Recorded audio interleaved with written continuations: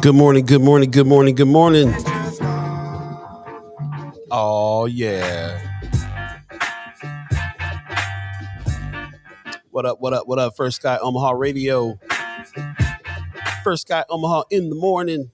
In the morning. Ooh, sound like butter. Clean. Sound sharp. Butter on a hot iron. Boom. Unc says you sharp as a rat turd. That's sharp on both ends. What up, what up, what up? Good morning, good morning, good morning, y'all. Man.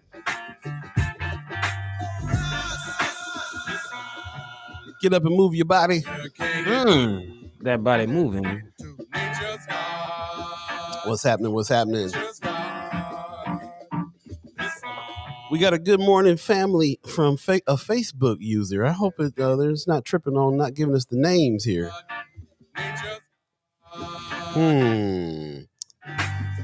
That's not good. Restream's tripping. We do got Pop's name up though. Good morning, Paul B, Buddi3 Da Gawd, Star Trek Rich, and First Sky fam. How can it be Monday again? You ain't lying. Man. Got a good morning from Mark Manor. Good morning from Miss Erica Felt. Let's get it. Hey. All right, we'll see what's going on here. It looks like a few little technical difficulties this morning, but not on our end, on the actual program side. So we'll do our best. You might have to say in your comment who it is. Once again, welcome. It is Monday. Yes, Monday again, April the 11th, 2022. You're listening to First Sky Omaha Radio. First Sky Omaha in the morning. Paul B, Buddi3 Da Gawd, Star Trek Rich. It's going down all of you this morning. Really appreciate you guys coming on in very early. SJ Prater. Good morning. Let me know if I'm saying that right. Prater or Prater. Tamika Johnson says, look and sound good on YouTube. Thank you very much for that. Yes. Thank you for joining us at YouTube. We are at YouTube now. A lot of our chat chimers said they're sick of Facebook. So we're over there playing the YouTube game. So like and subscribe so that we can get as many listeners over there as we can and play the algorithm game over there. So yeah. And if you're on Facebook, please share the show on your page so we can get as many people looking as we can. Judy Princess says, it was me. Okay. Appreciate you coming on in. Yep. I got a little nervous there because we made some changes on the program. And I was like, is it tripping? Is it tripping again? Man, I was going to say, might have to go on over to YouTube, y'all. Yeah, man. Yeah, see what's happening. But good morning, Michelle Moreno. Good morning, everyone. Appreciate it. Judy Princess heard you were sick, so we're our thoughts and prayers with you for sure. Appreciate you. Yeah, man. Appreciate you sharing that with us, and so you can get everybody's everybody's prayers for you. So. Thank you very much, and thank you for continuing to join in. She's Judy Prinzler, if you guys don't know, has been a nice, big supporter of the channel, and also what we refer to as chat chimer, person that contributes to the channel as well. So really appreciate you coming through, and you're part of the fam. So prayers up. Miss Erica Felt says they may have deleted it. I've deleted comments. I no longer see them, but you still read them. Okay. Okay. Oh, no one. Hey, once you hit that enter, once you hit that send, it's gone. It's just like that screenshot. Watch out. Brianna Full says, good morning, y'all. How was your weekend? Yeah, good morning to you. My weekend was very busy, as per usual. Pretty much kind of worked all weekend, but it wasn't bad. It was good. Feel like I got some things done, so that's good. I got an assalamu alaikum family and friends from Brother Muhammad. Hey, alaikum salam, brother. Ramadan Mubarak. Hey, how you doing this morning, bro? Weberize went ahead and put that YouTube link in, so we appreciate that. Good morning to Star Trek Rich and the fam over here. Building our own LLC DBA, the Essential Gathering Place, says, good morning. Tap into the Breakfast Club at Blac Coffee. You got to say the whole thing like a Tribe Called Quest. Yeah, man. Pimp named Slickback. Building our own LLC DBA, the Essential Gathering Place. I love it. Yes, Blac Coffee is back. Blac Coffee never really went away.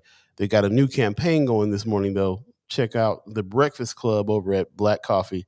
They got some collaborations and things going on. I thought that was great. I can't wait to slide over and see what's happening. I'm glad they're Yeah, gonna have man. late breakfast too, because it is what it is. When I first saw this flyer, I was like, "What? They didn't team up with the Breakfast Club?" Now that's just they just put the flyer out. I Wait a minute. gotcha. Yeah, the Flame Lab collab. I like that. I like Yeah, that. yeah. Flame Lab collab. So breakfast, man, 6:30 to 1, Monday through Friday now. So new situation over there that we can support. We've been asking for that. I talked to brother Haynes, and he said he wasn't gonna be able to make it on this morning because he's starting this new collaboration here, this new campaign. So we'll get with him maybe Hmm. Friday and talk about what's going on there. But as you can see, he's got a few things on the menu that sound pretty good. So hopefully Yeah, we'll be able to get over there and get some breakfast. I like the hours. That's what I'm happy about right now, that they serve breakfast all the way through 1 o'clock.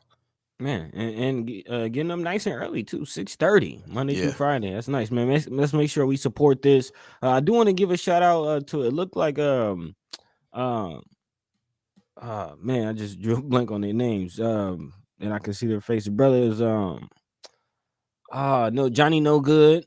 Oh yeah. Okay. Oh Yeah, oh. yeah, the brothers. Yeah, yeah, you know where I'm going. The brothers Jiki and that, Jiki. yep. Jiki.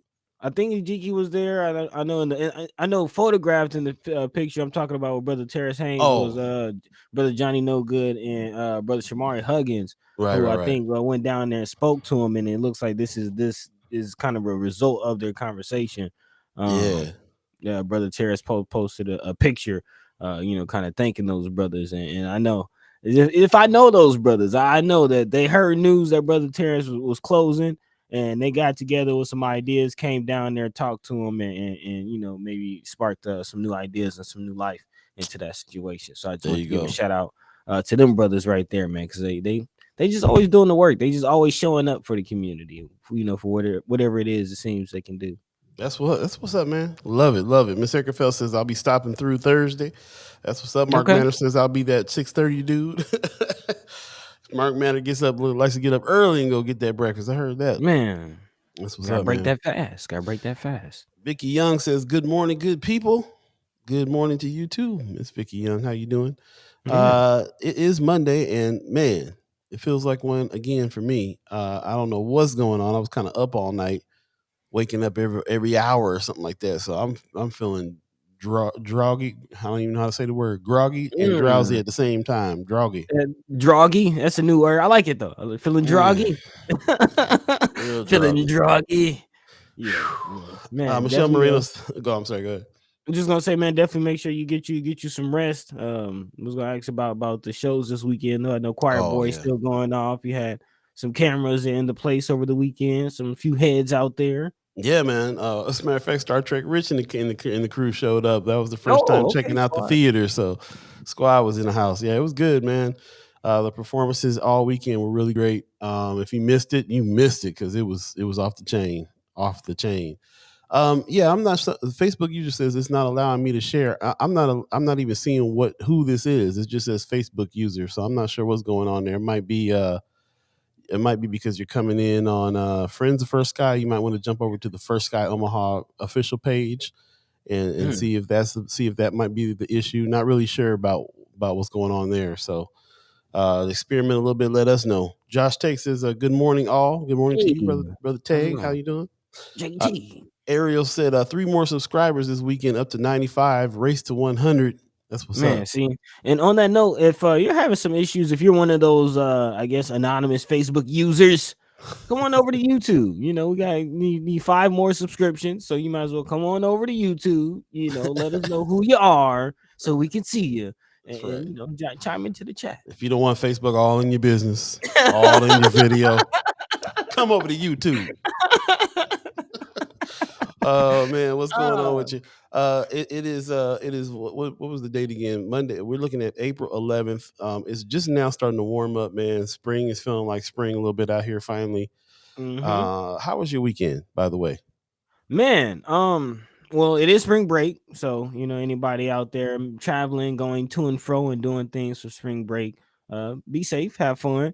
That kind of freed up my weekend. The little ones didn't have like ballet and taekwondo and things like that, Mm, so we just kind of chilled out, really.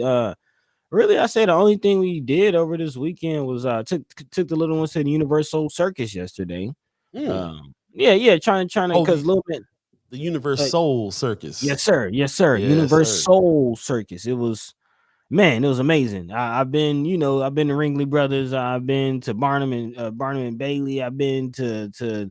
I think there was like a Hispanic one that I went to. I think it's like the Lehman Brothers or something like that. Hmm.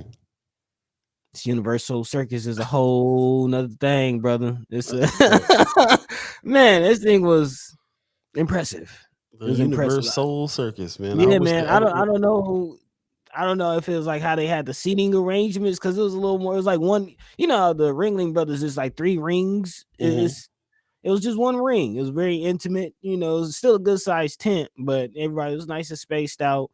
And just it seemed like we were in the acts. Like it was one, they had like some motorcycles coming out of the tunnel, but it just seemed like they were coming out of the stands. Like I felt like they came from right next to me. It was crazy. It was crazy, but that sounds good. Definitely good show. I've never heard of them coming through, traveling through Nebraska before. I wonder if that's ever happened. I think it's a South thing, man. That's my second time going, and I went. The last time I went was when I lived in Charlotte, North Carolina. So I think it is a Southern thing. Yeah, man. I would love to see that. I've been Yeah, hearing about it all my life, but I never saw it. That's what's up. Yeah, I Love don't that. think. Yeah, my mama got in there confirming. Charlotte, yeah. They bumped up the game now. I saw the picks, but was not that good. I definitely want to go check it out, man. That's one of the things. I hope I can coordinate a trip when that's happening. Go see that Man, because I've been hearing about it for years. Richard Lewis in the chat, brother Star Trek Rich says Nick Wickham and the entire Choir Boy cast were amazing. What a great night! So shout out again for you bringing the fam and bringing the squad and coming to check it out, man. Kind of blew me away what was going on with those young men there. So that's what's up. Sergafeld says, I thought it started in New York. I have friends tell me to come out there to see it years ago. Yeah, I remember it traveling around. I remember traveling to California. I just never knew if it traveled through Nebraska before. Yep. Maybe they just stick to the coast. I think it's home base in the South, but like, they'll do some way out. I think they were in Vegas at one time too. So I could definitely see them getting down to Vegas for a little bit. Yeah. That's what's up. Well, that's what's up, man. It sounds like a nice family weekend. Saw some good stuff, and it wasn't too much. I mean, I feel like that was kind of enough. You know what I mean? And then besides that, just trying to get the studio in order. You see, I kind of hung some stuff, and as you see, I got my microphone back, y'all. Hey. Buttery. One mic. Yeah, that's all I need. It's all it needs, one mic. So yeah, man, just trying to make sure we able to do the thing for y'all. That's the focus. So yeah, appreciate y'all, love y'all. Thank y'all, everybody chiming into the chat.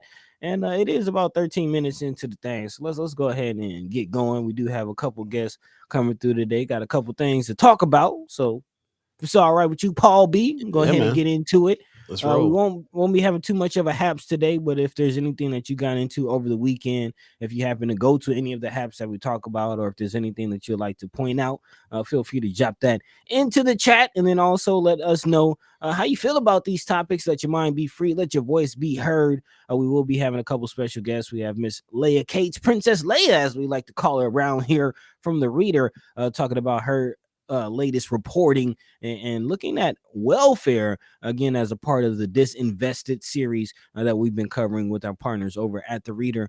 We'll also be having Matt Hansen from Flatwater Free Press coming through to talk about some of the work that they're putting in across the state. So again, catching up with some of our alternative newspaper and alternative news outlet partners, and then also talking about some of the topics that you, the listeners, the chat chimers, have dropped into the Friends of First Sky page. Definitely got to go back and talk about this gubernatorial debate on critical race theory. We never really got to get in on that, but yeah, we're not gonna let them slide. We're gonna talking about it, man. Especially as we heat up and get closer to the election. Of course, we'll be politicking with P on Wednesday. But we'll be reminding y'all again that the dates are getting closer and closer. If you have not registered to vote, if you have not signed up for that vote by mail, go ahead and do that. Go ahead and Today's do the that. day. You got to get on. Yeah, man. Yeah, man. Because especially as we look at this gubernatorial race, man, we got to get him out of here, man. Because leadership is just not it's not what it is, man. Need some new blood. We need some new blood, especially when you look at some of the services and just the things that people need help. And the current governor just thinks they don't, to the tune of hoarding $30 million. Again, I mentioned we will be getting into it as far as welfare, the state of welfare in the state of Nebraska. But apparently some families are actually being banned, disqualified from welfare. I didn't even know that was possible. I had no idea. And then also we definitely have to talk about this $50 million behavioral health facility for children. Is this finally the mental health assistance that people have been asking about? Or is it some we'll talk about it. We'll see. We'll see. All that and more. First Sky Omaha in the morning, Monday edition. Paul B, Buddi3 Da Gawd, Star Trek Rich, all of you. Let's go.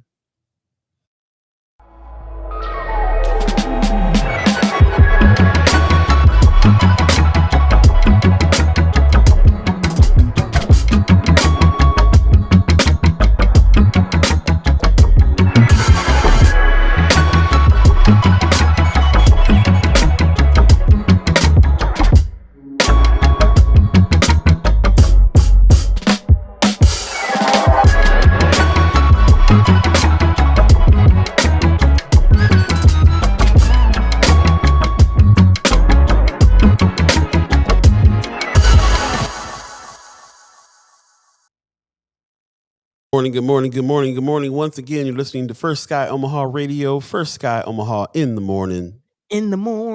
Paul B, Buddi3 Da Gawd, Star Trek Rich, all of you, the chat chimers. It is the 11th of April, 2022, and thank you for everybody that is joining us. Let's get it on, like Brother Muhammad said.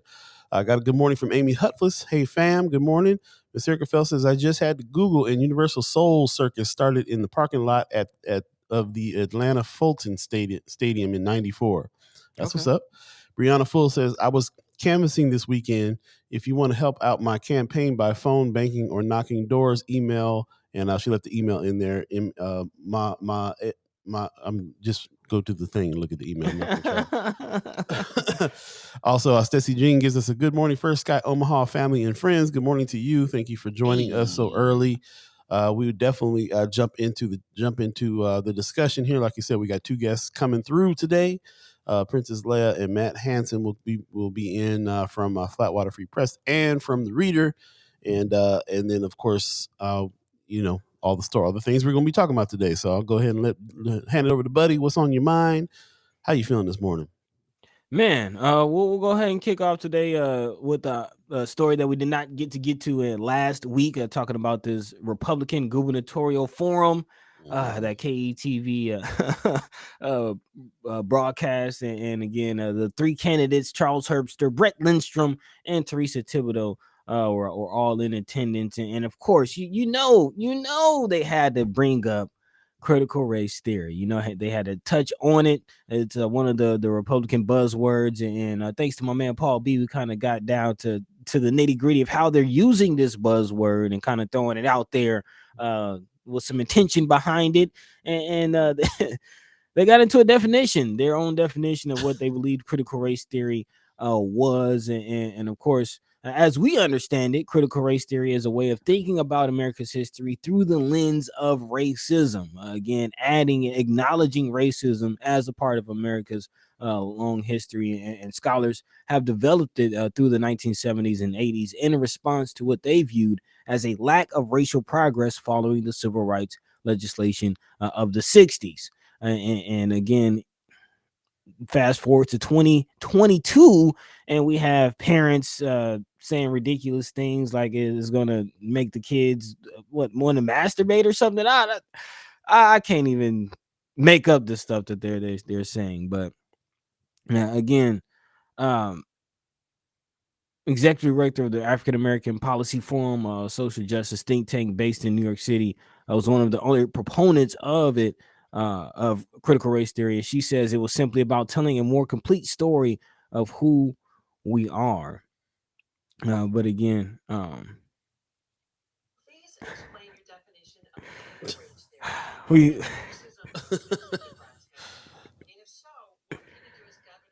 It's just gonna play, huh? Okay. Yeah. Yeah. It's not quoting exactly what they're saying in the video, and I don't want to misquote. Yeah. No, we Because have again, nothing. you can't make up some of the stuff that they're saying. Yeah, and I particularly was interested in hearing what Herbster said because it was so crazy. What are we saying in the chat? Mr. Fell says there's a semi trailer parked in Kalu's daddy's property on by West Roads. Caillou. Caillou. That's funny. Caillou's daddy's property by West Roads with a huge pillar banner on it facing the freeway. The race the race is definitely heated up. The race is you know, not a lot said. Anyway, yeah. So you're saying that the article is not showing you exactly what Herbster in particular. I want to repeat what Herbster said because it was such a crazy thing. As a matter of fact, we might even be able to play it if it's just a video, but you definitely got to hear this mess. There you go. Yeah. I'm not gonna. I wouldn't be able to do it over here either. I thought you got it there. Let me put this in the chat for people to check out. Check out that. And, yeah. Oh, okay. Yeah, we're not getting the volume on it. He says the country has lost its moral compass.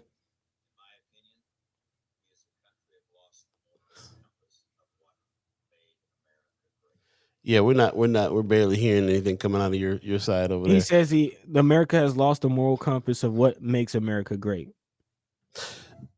You know, I'm glad that you're not.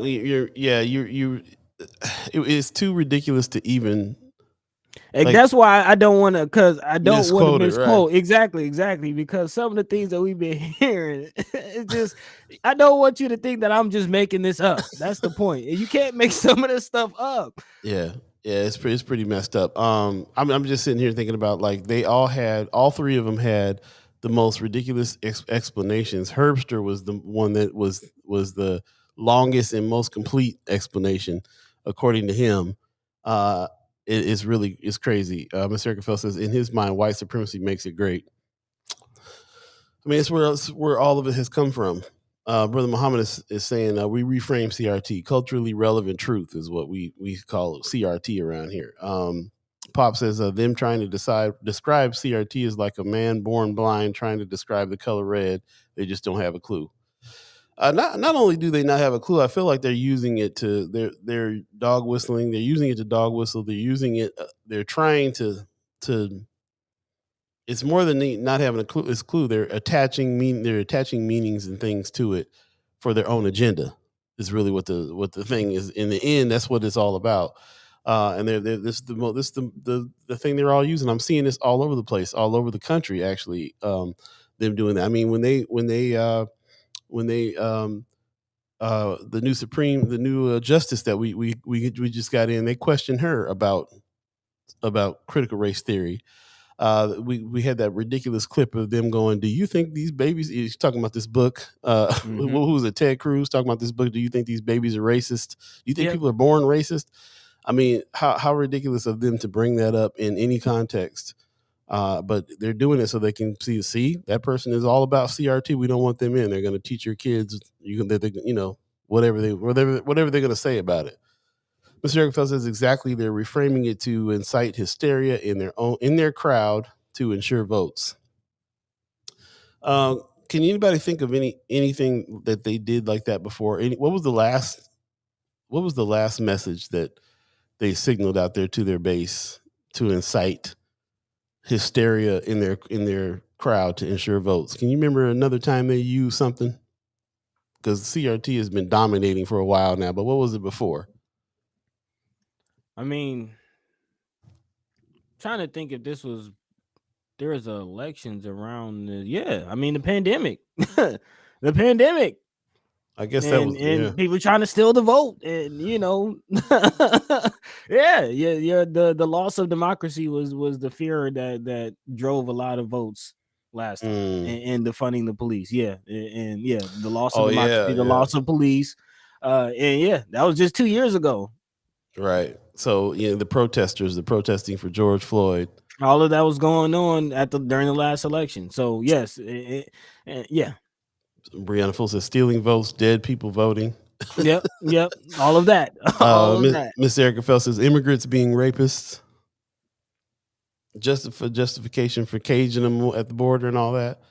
Mama God says, Paul B, I agree. It's being used as it fits their agenda.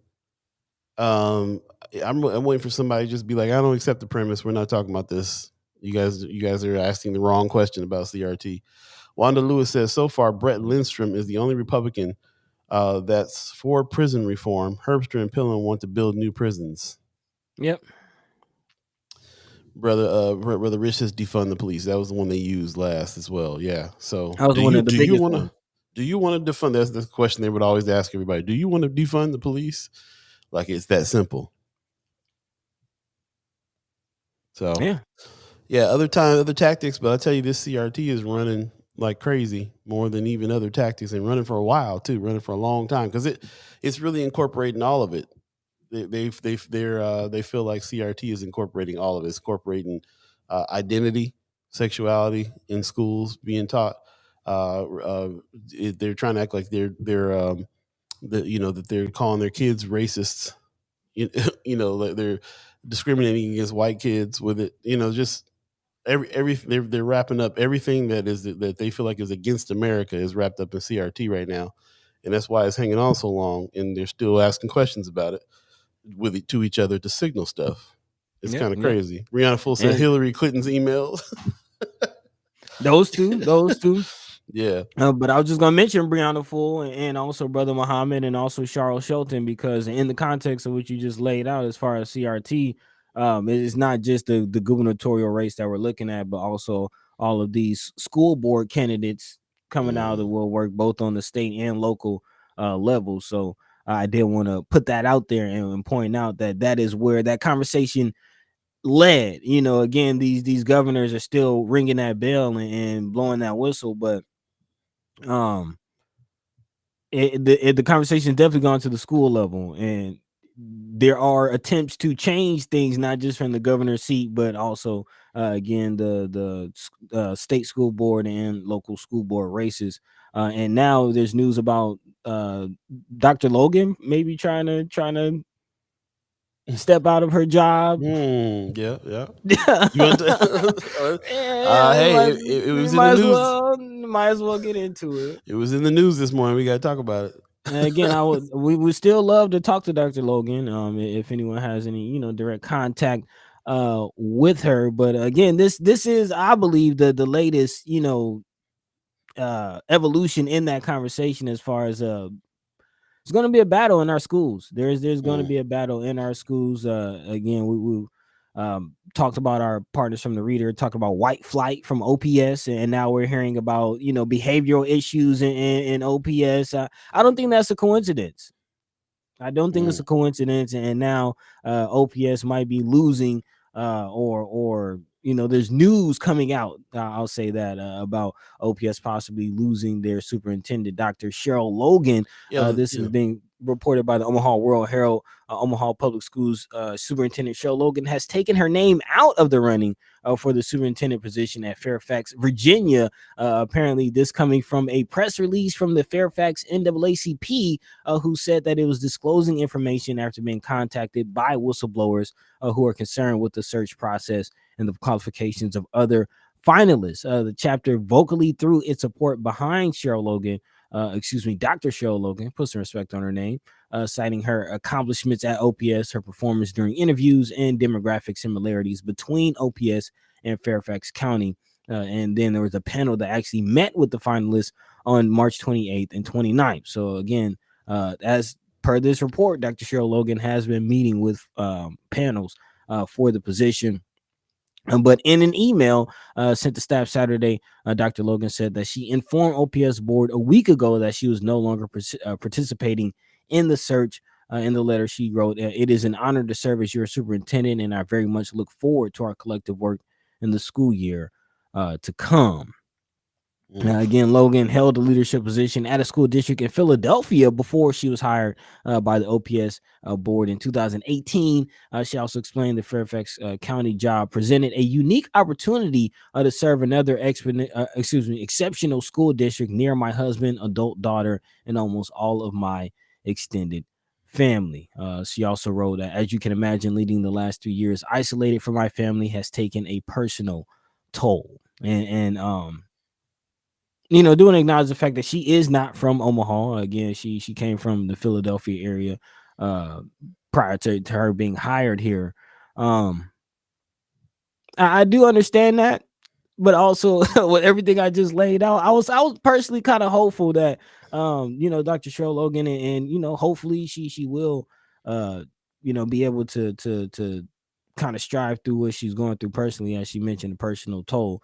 But I just we need some kind of leadership in OPS, man. As you see, I got my Viking colors on as a proud product of OPS. I was hoping that Dr. Logan would, maybe seize this opportunity to change some things. And I'm not completely sure. I mean, I'm pretty convinced that she's been trying to change things and been Mm-hmm. changing things Mm-hmm. this whole time too. So when I when the reading between the lines of the article is a little bit like, okay, she kind of on the low went out and tried to hook up another job. And then normally that wouldn't be broadcast news, but at this point it was because of something that had to do with the NAACP and some transparency stuff. For Mm-hmm. whatever reason, they released the names that were in the running, and then promptly just pulled out of that. That she decided to say she's pulling out of that idea. So it was a little bit like, ooh, okay, that's makes me a little nervous. But I also, but then my mind immediately went to this like, I kind of don't blame sis. Like this is a lot of pressure here, and a lot, like I'll be thinking about moving out of state all the time, like Man, over the stuff that's been going on. It's been the pandemic that just hit. Working in a state where it was a fight to get masks on in vaccines on with teachers, and just everything that has been going on this whole time has been a fight. And I can imagine that if you're in a situation where there's a lot of factors against you and you try to make some change and it's super slow going, feels it's frustrating. You'd be ready to jump ship. So yeah. I kind of don't blame the situation. And then hearing about the personal situation to her too, where I didn't realize she was away from her husband and family like that, isolated out here in Omaha, fighting this fight alone. I can. It's fully understandable why she would look at another job somewhere closer to home. Yeah, I Yeah. definitely didn't think about the isolation part, especially add in just the pandemic. Like, just not even put away the job, put away her being, a black person leading one of the largest school systems in Omaha, Nebraska.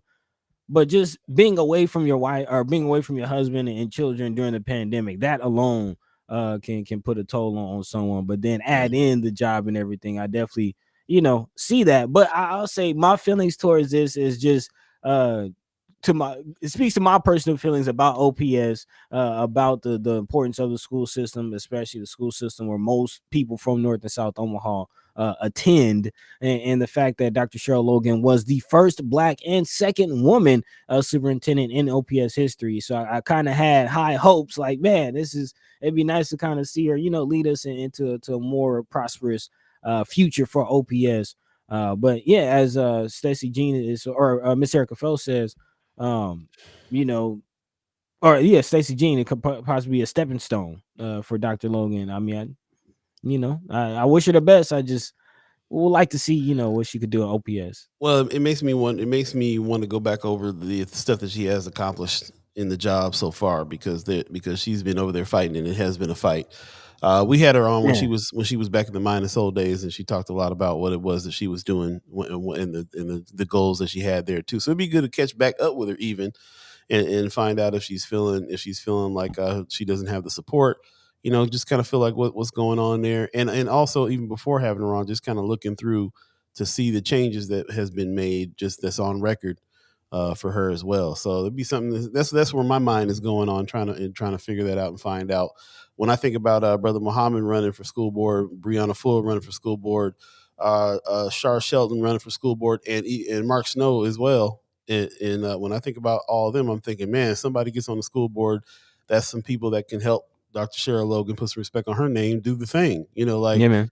Building up the team. But if I don't know the ins and outs of that team. There might not be enough help. There might not be enough support.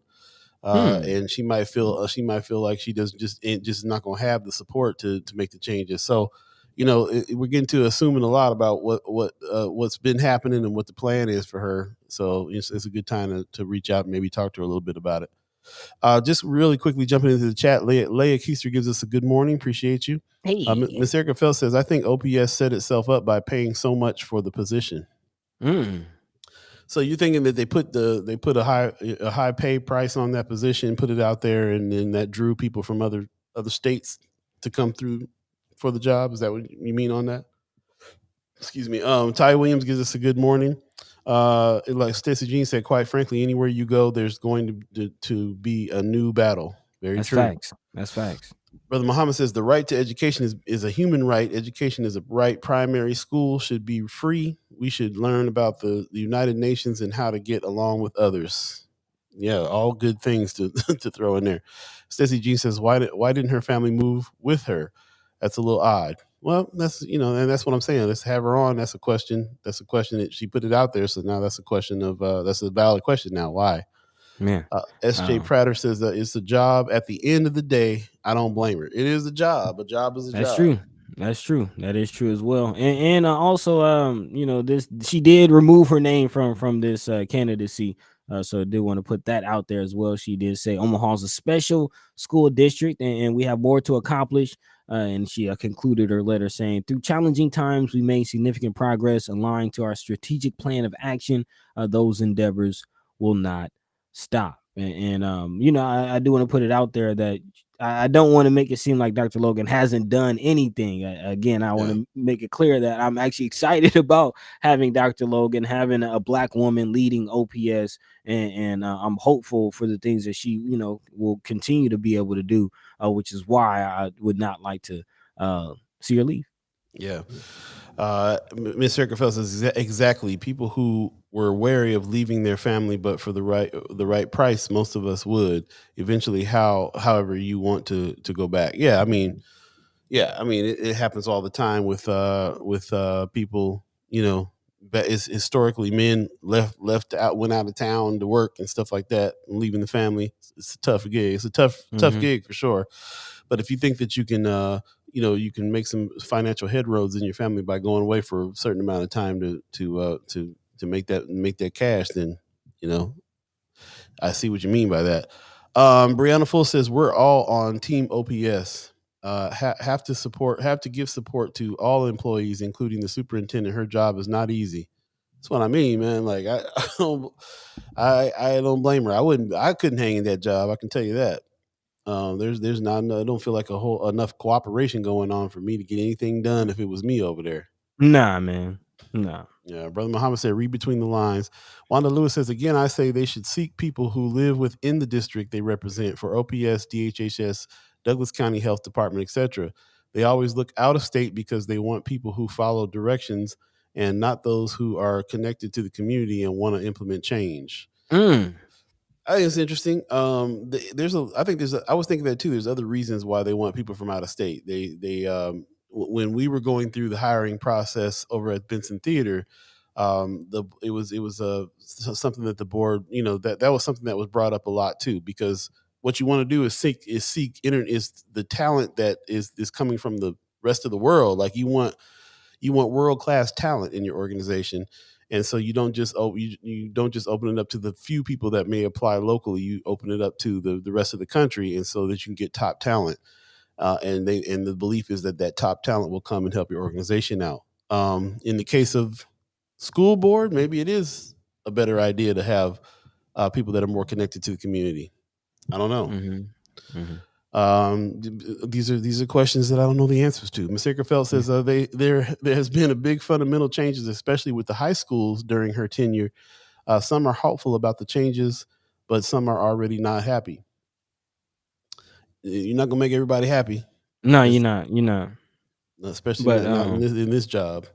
I will say, I mean, the way she's handled the pandemic, I mean, getting those devices for OPS, I thought I'd never see that. I remember going to North and seeing the kids at West Side getting Apple computers and iPads and things. I'm like, dang, we will never get that in OPS. But due to remote learning, she was able to get that done and also, get the service that the children's need at home for them to be able to access that. So that's definitely a big feat. And of course, this Pathways program, we talked about that on the show, and I'm pretty sure she didn't just come up with that on her own and push it through. But this is something that has happened during her tenure. So there are good things. There are definitely good things that she's done. And I do agree. I would have liked to see somebody. I get what you're saying as far as world-class talent, but I do think there's some world-class educators and world-class talent in the Omaha area that could definitely qualify themselves as a superintendent. I mean, the likes of Gene Haynes, the likes of Dr. Friesen. There's some talented educators in the area. Well, sure, but they might not be available for this job though, or want the job or going for the job. You know what I'm saying? Yeah, I mean, you don't necessarily know the case. I'm just saying I would have liked to see somebody locally just for the education system. But again, we got Dr. Logan, and I'm happy to see her get a sister lead the OPS. Just hope that she can continue and not exit. I guess it's just the timing. I think that's really the bottom of it for me, is the timing and everything that's going on. Like, it's just a lot of this point is a lot of work that still could be done. Like all this CRT conversation going on, a new governor. That's never gonna stop, bro. I can see her looking at it like this ain't never gonna end. I will agree, it's not an easy job. I need to get back to my husband. My kids is wilding out. Man. Yeah. I like Brother Muhammad. Brother Muhammad said something one time that I've been sticking to a lot lately, where we were talking about another brother of ours that got into some trouble. Brother Muhammad said, "We don't throw away our brothers." So whatever mistakes are made, whatever happened, whatever's going on, whatever the story is, I think it behooves us to approach it as giving people the benefit of the doubt. Letting their reputation speak for themselves. As far as I'm concerned, you can read between the lines here a little bit about the fact that she was trying to go get another job, but that doesn't necessarily mean that she's going to be there. She's over here slacking on this one. She's going to do her best while she's here, and we don't throw our sisters away. So I would love to have her on and talk about her troubles and approach it that way too. Like, what can we do to help you while you're here? Yeah. And we can leave it at that. In the meantime, 7:43 right now. If you believe in the concept of time, if you guys don't mind leaving it there, I'm sure that you guys have many more comments. Always put the comments in, and we'll be sure to be able to. Oh, I like Mama Guy said, I'm sure Mr. Haynes don't want nothing more to do with OPS again. he made it do what it do, and he's probably done. I heard that. I'm out. That's what's really going on, man. That's what I'm saying. Brother did his time, So we might love to have local superintendents, but how many people are actually qualified for that job? And the ones qualified, who's willing. Available and willing? Yeah, it's a good point. I'm just retired, bro. I ain't going back and fighting them battles. You can forget it. Oh man. I heard that. We'll take a quick break and come back. We got some special guests coming up, so stay tuned. Once again, you're listening to First Sky Omaha Radio. First Sky Omaha in the morning. Paul B, Buddi3 Da Gawd, Star Trek Rich, all of you, and me just trying to wake up. So good morning. We'll be right back.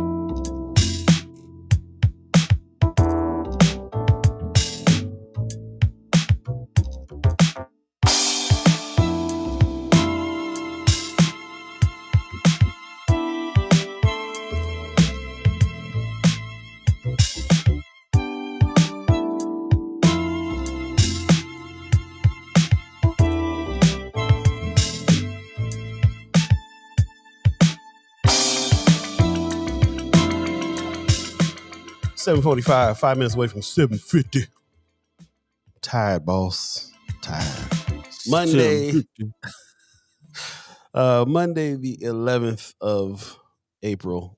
Don't forget, I got to tell y'all, don't forget about the fact that we are going to have what we are calling the Chat Chimers Kickback at the Tiny House on the 22nd of April. It's coming up. Hurry up. By the time I get done making the flyer for it, it'll be already happening. Just to remind people, Buddi will be in town, and that is the catalyst for us throwing this event when we are.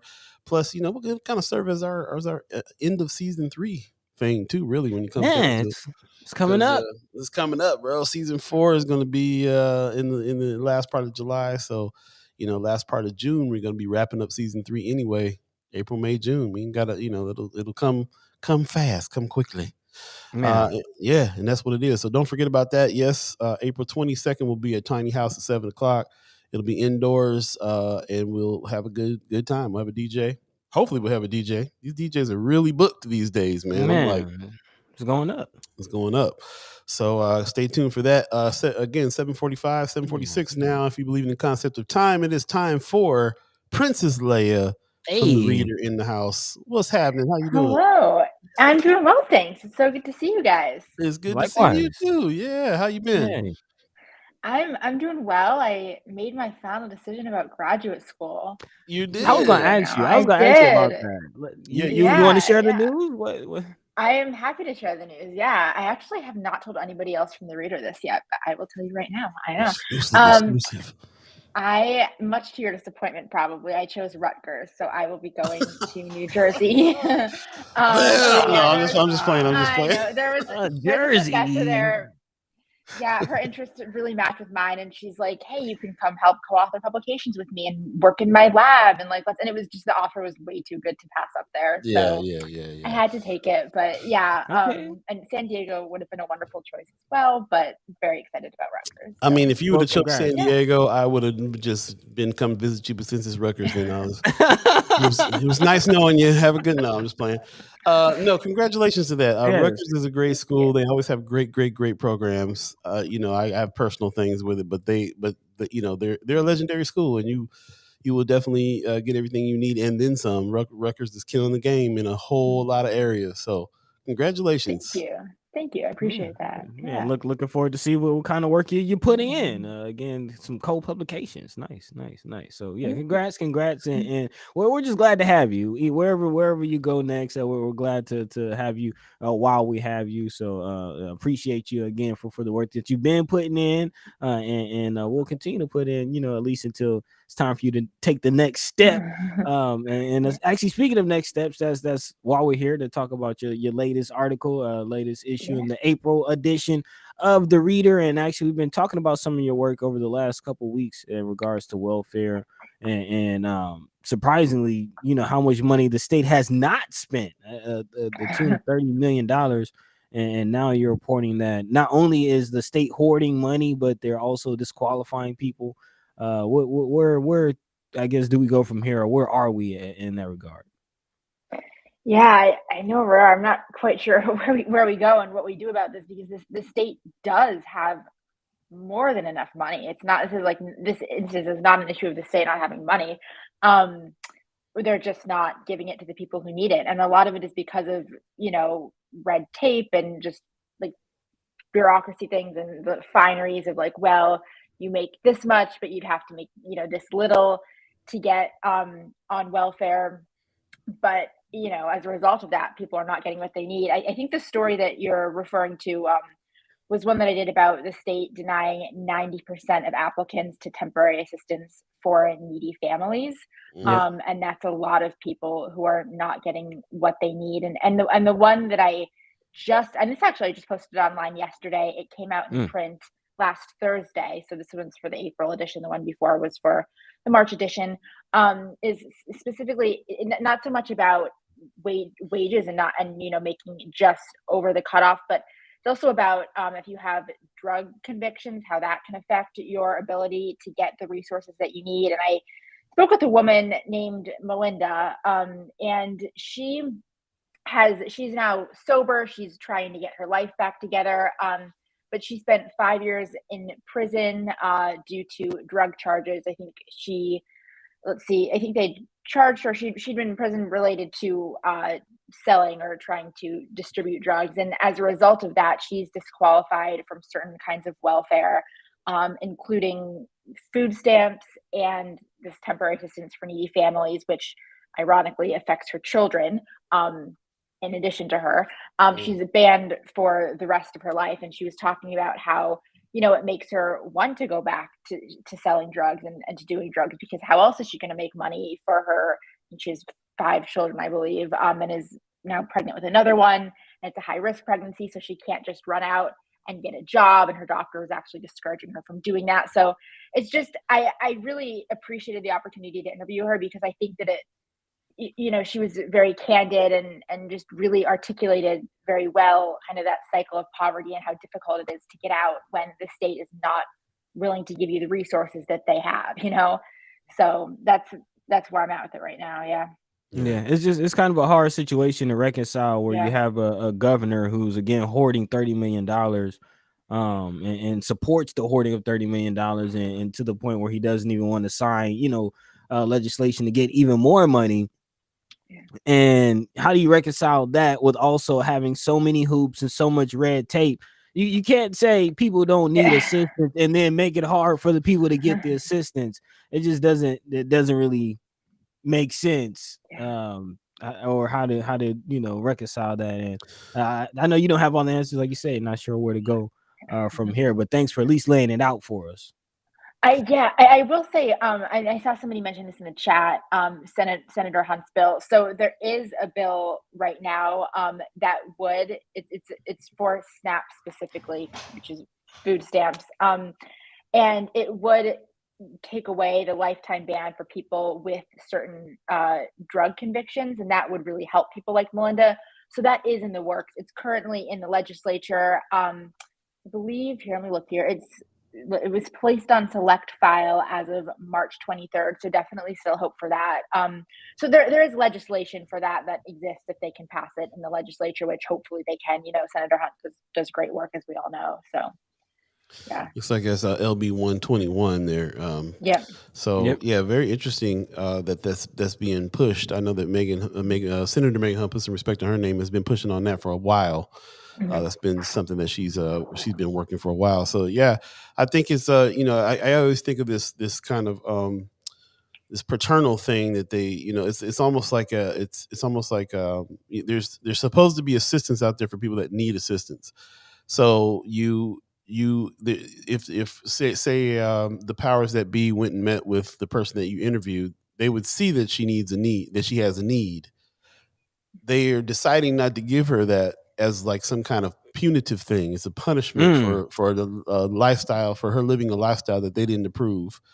And it's kind of like they're playing parent to grown people and punishing people for a thing. It's just this whole punishment culture of our country is it seems like it dictates everything, because the actual fact of her having a need is very apparent. I mean, it doesn't take much to see that she actually does have a need. So why wouldn't you give help to a person that you have need? Well, the only reason why you wouldn't is because you're going, well, you don't deserve it. Absolutely. And that's what's disgusting about our current administration, local politics, and everything else. That's what the disgusting part about it. It's the same reason they want to build jails. It's the same reason why there's a lot of laws that are based on this punishment and poverty, like Brother Muhammad just said. She actually, and going off of the punishment and poverty, when I was chatting with her, she said part of the reason she got into selling drugs in the first place is she was denied benefits because, again, going back to the article before that, with the wages, what she was making was just over the limit to get some of the benefits that she needed originally.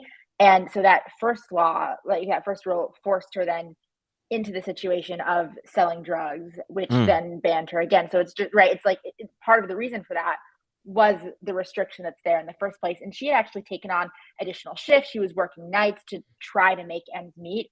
and just couldn't do it. And because she was like working extra, then she was denied welfare. So it's just like a vicious cycle.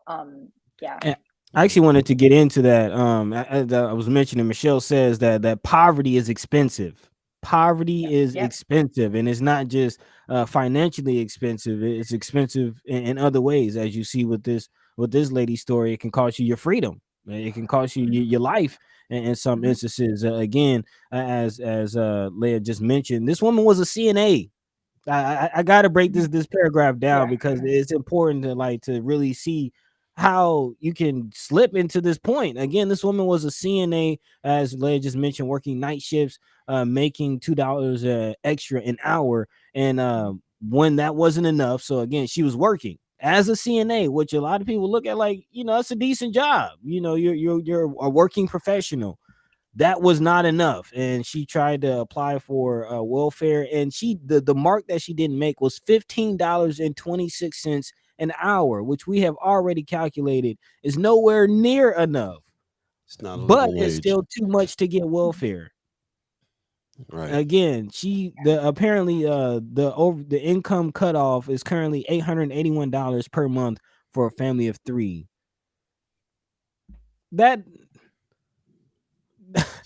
nothing. That's nothing, and that's the cutoff. That's the cutoff. Leah brought up a good point that Wanda Lewis in the chat is bringing up. In situations like that, they should be able to appoint someone on behalf of the children, because this is not something that's just punishing this woman. It's punishing her. It's punishing her kids. Her kids are not able to eat and get resources.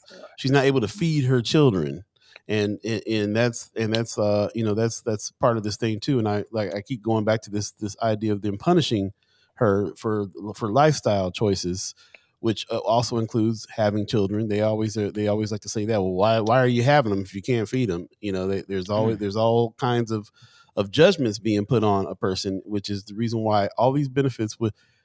And we only say that we have is to put people in seats that will, like Megan Hunt, for instance, that will fight for people being able to be helped regardless of their lifestyle. Yeah.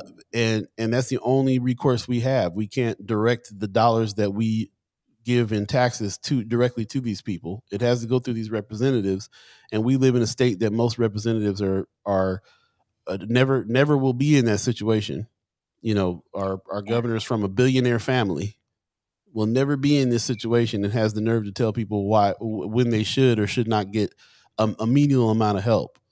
And it's really ridiculous. In the chat, real quick, I just want to jump into the chat just a little bit. Brianna Full says they serve their time in prison. I don't understand why they keep punishing them after they are done with their sentences. Yeah, well, why we got to go back and talk about why they're being punished, but with prison in the first place. Brother Muhammad says punishment is in poverty. Josh Tate says recidivism is profitable. That's one reason why they keep on going. They want to bring them back into jail.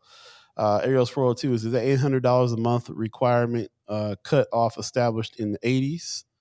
I mean, it's a good question. Mr. Erica Fell says, and at the same time, are anti-abortion. Not saying this woman should have gotten an abortion, but if you're against it, then you should ensure children are healthy, fed, and cared for. That's a common thing we say all the time. Like if they're pro-life, except when it comes to after the child's born. They don't seem very pro-life and pro-living at that point.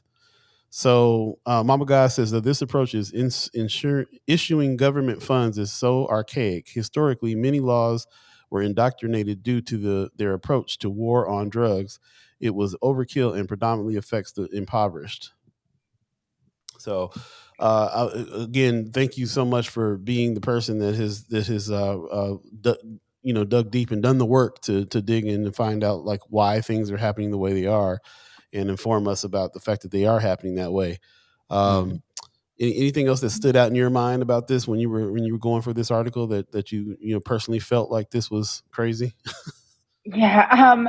I also I guess I just want to talk a little bit more in kind of going back to what you were saying about like her children being able to provide for them to this particular individual story and just how much she's been through. She actually only currently has one of her children with her. The rest are with family in Colorado, but she's still struggling to get resources for the child that's with her. And then the one she's pregnant with, and it's a high risk pregnancy right now.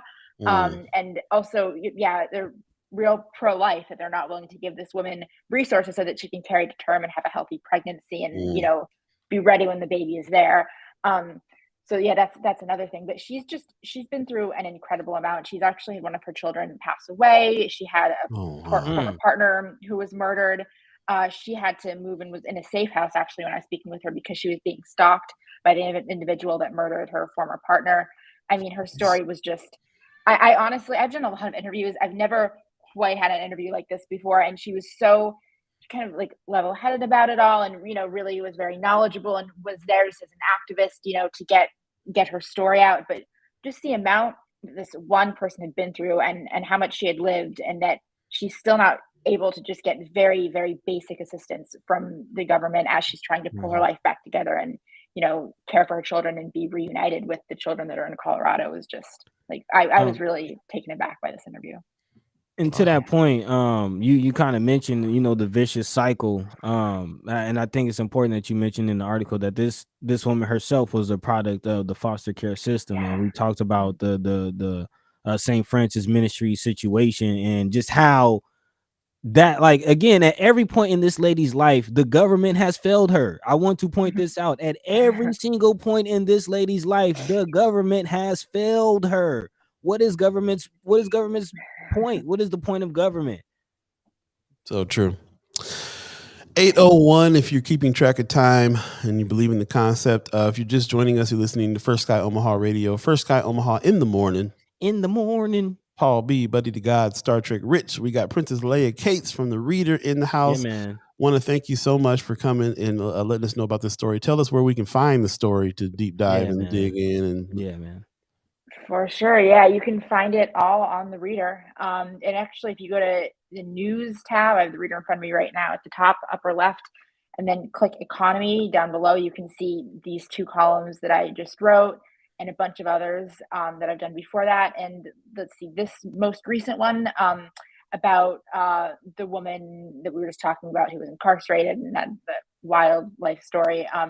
That one will be being pushed out on social media here soon, but until it's pushed out, definitely go on the Reader's website and find those and lots of other great stories as well. So. Man, please, y'all, support the Reader. As you can see, telling the stories that need to be told, giving a voice to the voiceless, which is what we're all about. So Leah, thank you. Thank you both. Yeah, Leah, in the chat, people are saying congratulations. Leah Keister says, hi, name twin. Congratulations. Talking about she also, let me see what else was said that. Yeah, you're just getting a lot of congratulations for your decision to go to Rutgers. Miss Erica Fell says, congratulations.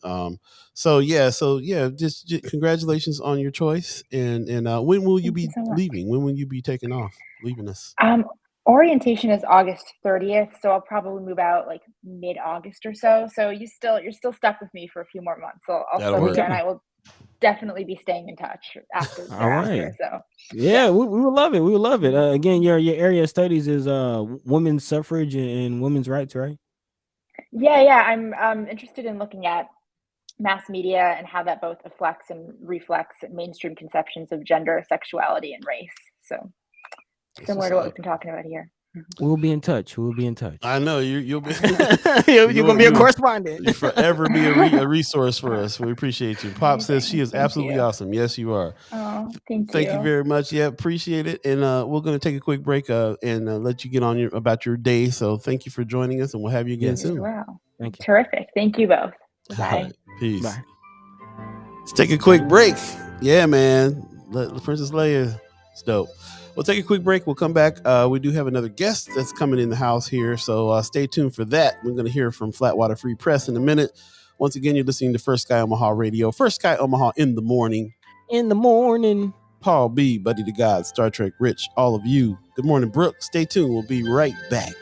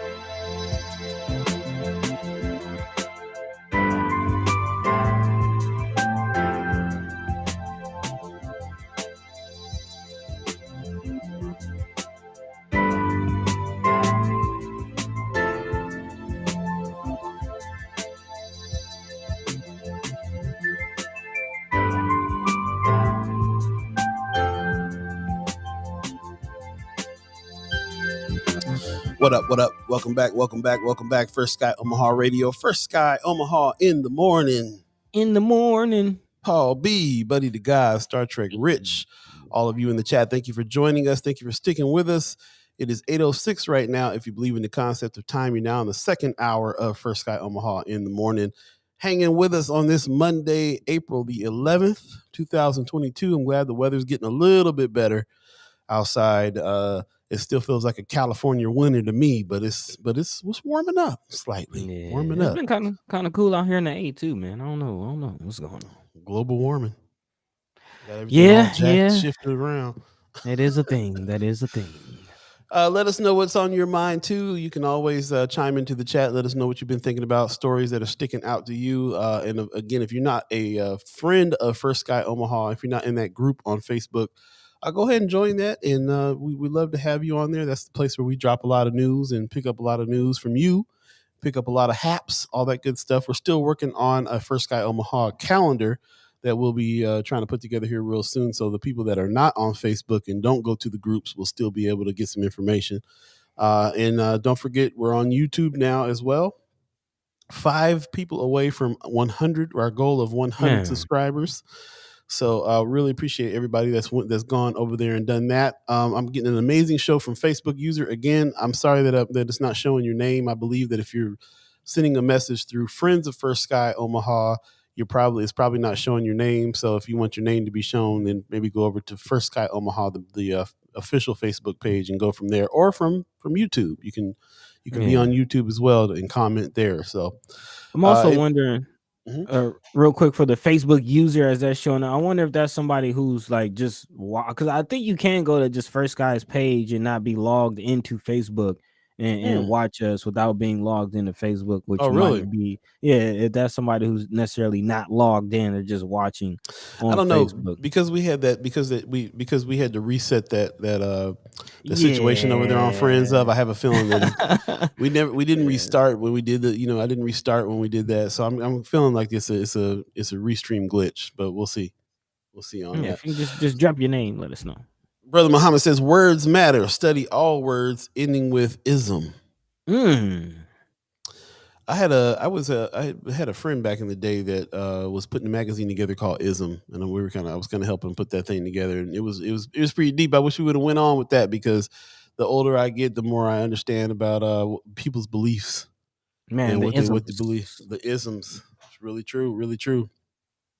Anyway, just want to, like I said, thank everybody for being here. We still got more to talk about, more subjects to come up with, more subjects to discuss until our second guest comes today. So please stay tuned, stick around for that. We got, I believe, Matt Hansen is coming in from Flatwater Free Press, so we'll talk to them about what they're working on.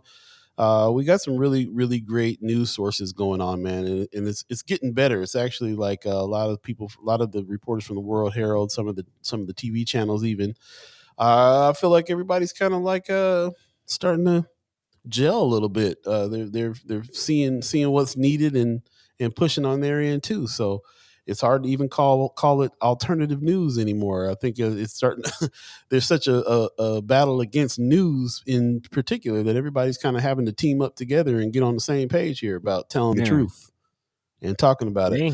Got my man Dewan Lamont Hayes in the chat, man. Good long time no hear from, bro. Brilliant. He said, brilliant show. Great to hear from the reader, and looking forward to Flatwater Free Press.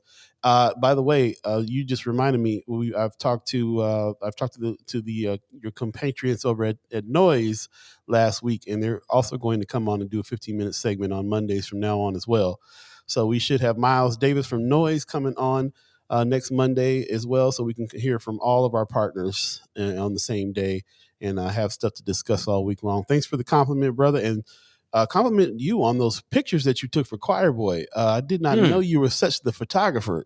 I knew that you were all around artist in general and good at a whole lot of stuff, and now I know you're good at photography too. So shout out to that and the support that you gave for Choir Boy with the Benson Theater. I don't know if you got a chance to see it, but man, it's phenomenal. So there is one more chance to see Choir Boy. As a matter of fact, that's next weekend, Thursday, Friday, and Saturday. There's a run. There's no run on Sunday because Sunday will be Easter. But if you didn't get to see it last weekend, definitely check them out either Thursday, Friday, or Saturday. We'll talk more about it during the Haps. But in the meantime, in between time, buddy, what we talking about?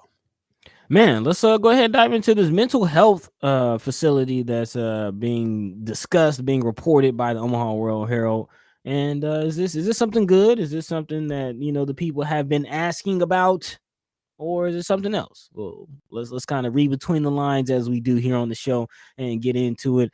This is coming from a nonprofit group who has began planning an estimated $50 million inpatient behavioral health facility that's geared towards children. It will be located on the campus of Emmanuel Medical Center in North Central Omaha. The center will be operated by CHI Health, and Omaha philanthropist Ken Stinson says the facility will have 36 to 40 beds and serve children ages 5 to 18 who are all experiencing mental health challenges. That's double the 18 beds for children and adolescents that's currently available at Emmanuel. Stinson, who's a former Kiewit Corporation chairman and CEO, said he took the lead on the project just about 9 months ago.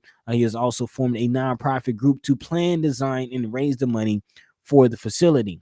There is a general consensus that the increase in mental health problems among young people has been going on for a decade or more, according to Stinson.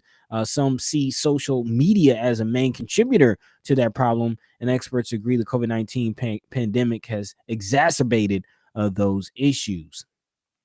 And of course, the U.S. Surgeon General Vivek Murthy issued an advisory in December to highlight the urgent need to address the nation's mental health crisis among youth. And even we talked about recently the report coming out of OPS as far as some of the behavioral issues that's manifesting in the schools, in the school system, not just in OPS, but across the country, as some of you in the chat have mentioned. And that could be seen as a manifestation of some of those mental health issues. So again, a mental health facility is that the answer to this type of problem. The group is looking to build a state-of-the-art facility that will have design and best practices. They will be working with a group from Boston led by Dr. David Rubin, who's the director of Massachusetts General Hospital and McLean Hospital Child and Adolescent Psychiatry Residency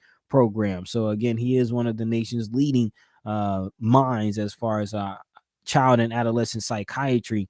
But again, is this a solution, Paul? Is this what you think the people need? Well, I got to start with brother Dewan Lamont Hayes' comment. The question needs to be: we need more. What is mental health, and what does this building actually do for people? So that's the two questions pop up in my mind first as well. I heard $50 million. I heard mental health facility with beds. I heard North Central, but North, and that leads me to a whole lot of skepticism about it. What does it actually mean? What's it actually going to help? Because I feel like there's a lot of things that's going on that is our control pieces, and facilities with beds. It sounds a little. I'm skeptical about that. I don't know too much about the mental health facility or mental health scene as far as what doctors and facilities are doing for people, if there's a need for this, and what's the solution for. First of all, let's define what that is. Like Dewan says, what is that, and how do you help that, and how do most people get help? As they say, the devil is in the details. The devil is in the details, and you got to read the small print and the fine print with a lot of this stuff, because again, as you see, what we talked about with CRT, certain concepts and certain things that we understand to be a one thing can be flipped into a buzzword and used for a whole different agenda. So I think the skepticism and the questions that Dewan are asking and the way that you're approaching this is fair. It's very fair. As Dewan said, we need more nature, more art, more spaces for young people to be, not just facilities. And I'll be honest, when I think about this, I'm kind of along with y'all. I think of, is this going to be just a platform or some kind of pass through to assess our kids, diagnose them, drug them up, and lock them up in another bed. It's not a cell, but a crazy house is ain't too much better. Right, man. A facility where you got to be away from your family to get some help. You got to be away from your people. To answer the question, like you said, devil's in the details. Devil in the small. The devil got small print energy all the time. I'm telling you, man. I'm telling you. So again, the details of what they're trying to do with this, and if I'm reading between the lines, I will be honest. It doesn't change what I just said. It actually kind of supports it. The new facility will have a pediatric assessment center where kids can be seen and stabilized and either admitted or referred for other care. The facility will also consolidate all of the campus's child services, creating a one-stop shop for families, providing a full continuum of training opportunities for Creighton University and child psychiatry residents and fellows. Also, the new facility will have all private rooms. The existing unit has semi-private rooms that can create capacity challenges given the need to avoid mixing patients of different genders and ages, which again goes back to my theory of, again, kids being seen and stabilized. Maybe if we have some, Miss Erica Feld is with me with that stabilized. I'm not sure. Stabilized word threw me there too, bro. I'm not sure what they mean by that. And again, that goes back to my whole theory. I already feel like, especially young, youth of color. And I'm again, air quotes for youth of color. But a lot of our people, a lot of our youth in the community, a lot of times are diagnosed of, they sort of misbehave. Kind of you look at the first episode of Atlanta, that type of mentality. They're acting out or behaving in a certain way in the classroom, and then certain staff and faculty get involved, and next thing you know, the kid is diagnosed with ADHD, and now they're all drugged up on Ritalin and all of these drugs. Right. And really that wasn't the case. Really, there's some things going on at home that could have been addressed, or Brother Muhammad says, coding children with DSMV. This will allow classification, diagnosis, prescribed drugs. So I ain't crazy. Says a diagnostic and statistical manual of mental disorders, MSNV. It's definitely that's the case. And yeah, like Ms. Erica Feld says, stabilize. Interesting. Consolidate, another word that Dewan is bringing out. Consolidate these youth, stabilize them. Maybe they may or may not be admitted to a place with a bed. All sounds bad. All sounds like bad news to me. I would like to see how many, what kind of facilities are like these over on the west side for white kids that are wilding out. What's going on there? Rome's Review says, when I was younger, I had mental health issues. My mom just gave me the belt. I'm all good now. Oh, dang. Ms. Erica Feld says also adhering to their social norms. That's another man. All they got to do is not do things that that socially normal people, quote unquote, socially normal people do to be diagnosed with something. She said, I once had a child with complicated IEP. I was told he was aggressive and as such a danger to other children. He was wonderful with me. The first time he heard no, he thought I was playing, but quickly learned no means no. I miss him. We come from this whole idea of it takes a village. We come there. It takes a village type of situation. And that's in a lot of the things that has a lot of help that we've gotten in our community is from that. Now, that's not to take anything away from the importance of mental health, because that's also something in our community that gets overlooked. But jumping right to admittance and beds and drugs doesn't seem like the thing. Facilities doesn't seem like the thing. There seems like you missing a whole bunch of steps in between before you get to the point where somebody got to get admitted to anything in the first place. So that's where I'm at on that. I have to agree. Like Dewan said, how about art? How about nature? How about, addressing some of the poverty? How about addressing some of the conditions that put people in the mental state that leads them, to having some of the mental health issues and the depression and things that they deal with. Maybe it's the people aren't crazy. Maybe it's the society that's crazy. How about a decent child care facility with a caring administrator? How about all that stuff? You know, there's a Yeah. lot to it. S.J. Prater in the house says that starts primarily out of school. What you're describing about children getting these diagnoses. Yeah, that's interesting. Wanda Lewis says social interaction at a very young age is so important. Very true. Dewan says empower people in their own abilities and support spaces for folks to exist, and we improve. It's very true. It's you can't grow up in poverty and be targeted by police and all everything that goes on in our community and be okay in the first place. The only time that you can really work to being okay is when you have a community of people around you to help you, the proper resources that you need, and so on and so forth. Which is what a lot of this country, the youth in this country have, but not when it comes to youth of color, as you were explaining earlier. Mm-hmm. Ms. Erica says, right, there are children who need help. However, I've seen too many who didn't but received incorrect help that made them worse. Well, I can tell you what, if I had a kid and he wilded out and then all of a sudden he's over at this facility and now they're assessing whether or not he needs to be restrained and admitted, when a lot of that might be a very unnecessary situation for that person, for that particular person, I can see how that would make them. That's a form of trauma that they'll now have in their youth that'll be hard to get rid of.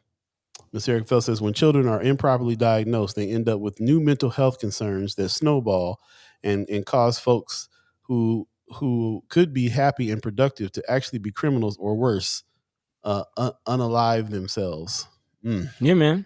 I mean, it's instances where children are acting. It might be a child is talkative because the schoolwork just isn't challenging. Right. Yeah, it's not stimulating. It's not challenging. So they finish their schoolwork in 5 minutes, and now they're distracting other students because they're done and they're bored, and now they're being treated like they're disruptive. They don't want to do their work. This stuff is challenging, and next thing you know, it's a whole thing. And children who are told you're bad, children who are told you're a problem, they internalize that, and some of them accept it and act accordingly. So yeah, we definitely should, like you said, Paul, they definitely skip some steps and yeah. We'll see with this situation. I feel like that Facebook user says another form of forced incarceration. Who is underwriting this project? Let's follow the money. Understanding where the money is comes from, and you will under the mindset of those, understand the mindset of who always misdiagnosed the problem. That's another thing too, where we look for money for facilities and stuff all the time. How come there's a $50 million facility being built in North/Central area for mental health? We've been asking for mental health dollars in every ask that there is. We've been the 450 million for Northside. There's all kinds of stuff in there about what we need for some mental health. I don't think building a facility with beds was one of the plans there. I'm not sure. Ms. Erica Fell says, I was in foster homes and a few lockup group homes as a very young teenager. Staff traumatized us. Many children didn't belong there and were exposed to horrific incidents. There you go. And it's just self-fulfilling prophecy at that point. Big time. Good morning, y'all. Kimra Snipes, good morning. Put some respect on her name. Dewan in the chat says, I was the kind in detention at 6 years old because I talked a lot. That was at MLK Elementary. Then I was transferred to Western Hills with more money, technology, access to UNO, and diverse classrooms. It changed my whole trajectory. I'm telling you, man. Just a change in school. You didn't have to get strapped down in no beds. Ms. Erica Fell says, this is a camp for future prison inmates. In my opinion, mental health for children is desperately needed, but this ain't it. That's what I'm thinking. That's what I'm thinking, and that's kind of I feel like that's where we might go with our next guest as far as Flatwater Free Press, because that's a lot of the coverage that they've been doing. Is the next step after this is the prison system, and we already know they're building new prisons. How are they going to fill this prison? How are they going to feed this prison? How are they going to make their money back from the $200 million that they're going to spend on this prison? By filling it. Come on, man, the writing is on the wall. Big time. Speaking of prison reform, Paul Philman in the house giving us a good morning with some sunshine. Hey. Ty Williams says once they get improperly diagnosed, it takes it out of the parent's control, and now the system has the decision-making power over your child. I don't like it. I don't like IEP either. They work the same way. Yeah, man. Yeah. Miss Erica Feld, if you can break down exactly what the IEP stands for. I know what it is, but I don't know the exact terminology of what it stands for.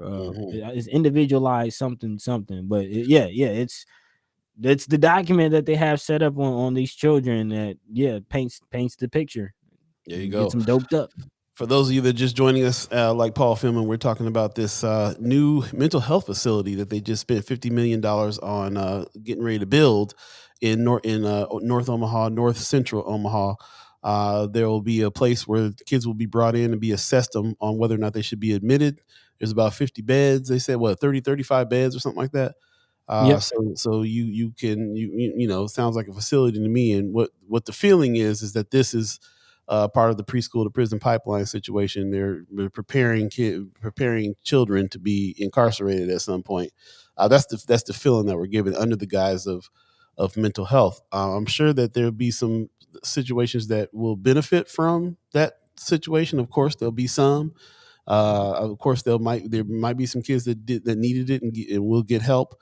But for the most part, it feels like we're skipping a whole bunch of steps to go straight to let's have a facility in North Omaha for mental health so that we can and some beds for kids to go to and so on and so forth. Paul Fleming says individualized education plan. These are some solutions here that could work besides facilities. No, that's what an IEP is. Oh, I see. IEP is an individualized education plan, and that is again what is being used to sort of do make some of the diagnosis. things. Exactly. Right. It's kind of the kid's rap sheet, if you will.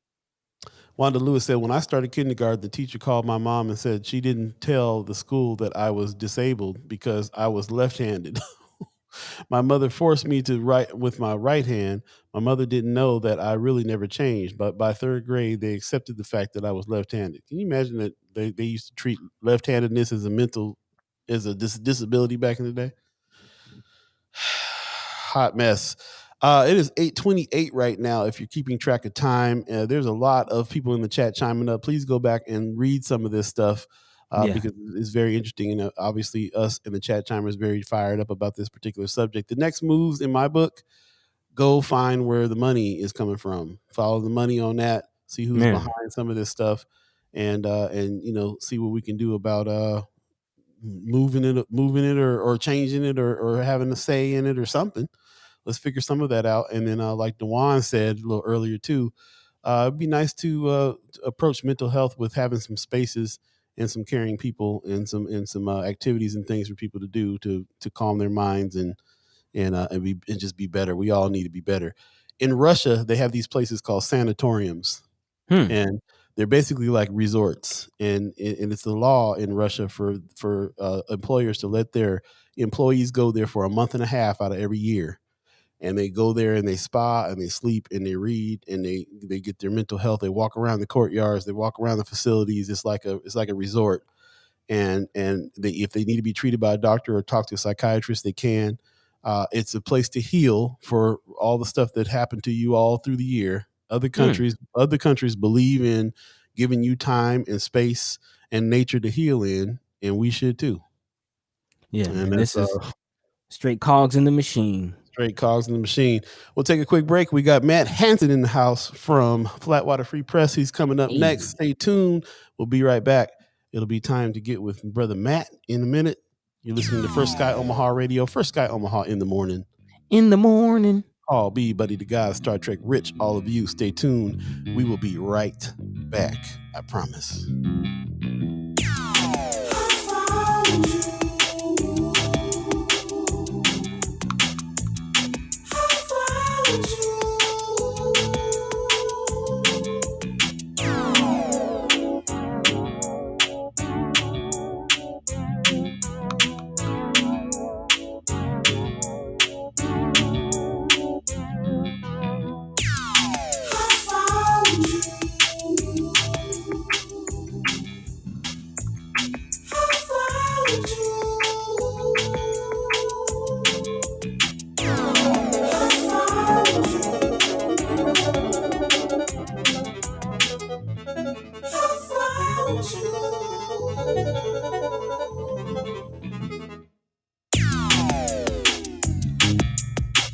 What up, what up, what up? Welcome back, welcome back, welcome back. You're listening to First Sky Omaha Radio, First Sky Omaha in the morning.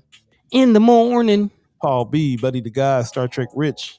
All of you in the chat, thank you so much for chiming up about this particular subject. Very important things being said in the chat. I encourage you to go back and read the chat and go through it and check it out and really kind of think about this subject. In the meantime, in the between time, we have a special guest in the house. We got my man Matt Hansen from Flatwater Free Press coming on through. Hey, there hey. he is. How you doing, Hey, guys? brother Matt? How you doing, man? Good. How are you? Doing all right. Hanging in there. Tired. I'm tired today. It's He tired, boss. I'm tired, boss. It's one of those Mondays for me. So I'm surprised that I can see the screen and have complete sentences going on, but I'm here. Yeah. So, how are you? You doing good? I'm great. That's what's up, man. Good. Especially this early this morning. Thanks for joining us and doing the work as always. It's a pleasure. For those who aren't familiar, we're in the studio with Matt Hansen of Flatwater Free Press, another one of our alternative media partners. And Paul, I'm kind of with you, man. I don't even know if alternative is accurate anymore, man. We're just doing the work, man, getting the news out there. Really, I feel like all the news entities are grouping together because we got to defend ourselves, and so we're not even alternative anymore. We're just news, just trying to tell the truth, along with all the other ones. So I know that Flatwater Free Press partners with some of the other what we would normally call mainstream news groups a lot more than we do, and so let me ask you that first off. How are you seeing the partnerships with the mainstream news groups? With you guys, are you seeing it like I'm seeing it? Like it's not even, it kind of, I mean, there's always going to be a little bit of a propaganda machine going on, but there's also like a lot of reporters at the channels and at the newspaper that are also fighting the good fight along with everybody else. How do you feel? Yeah, I think the partnerships are important. I mean, they're important to us because it's a way to get our name out there. They're important to the kind of legacy media outlets because they need the help.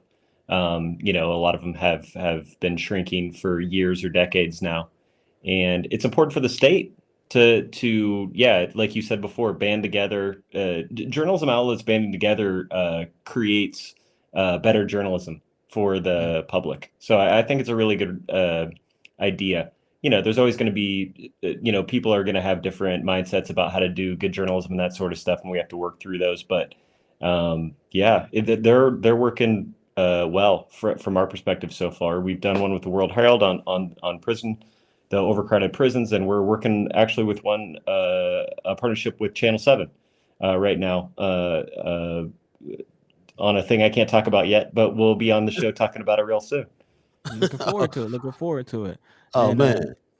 Yeah, and that just kind of just made me think back to. I just want to give a quick shout out to Matt Wynn and those meetings that we were having at Do Space, and just kind of seeing all of that come full circle and seeing some of those outlets come to the table together to discuss, and now having these outlets and the work that's coming out, man, and it's really good, like you said, really good journalism coming out, not just from Flatwater Free Press, not just from Noise, but just from collaborative efforts and really across the board.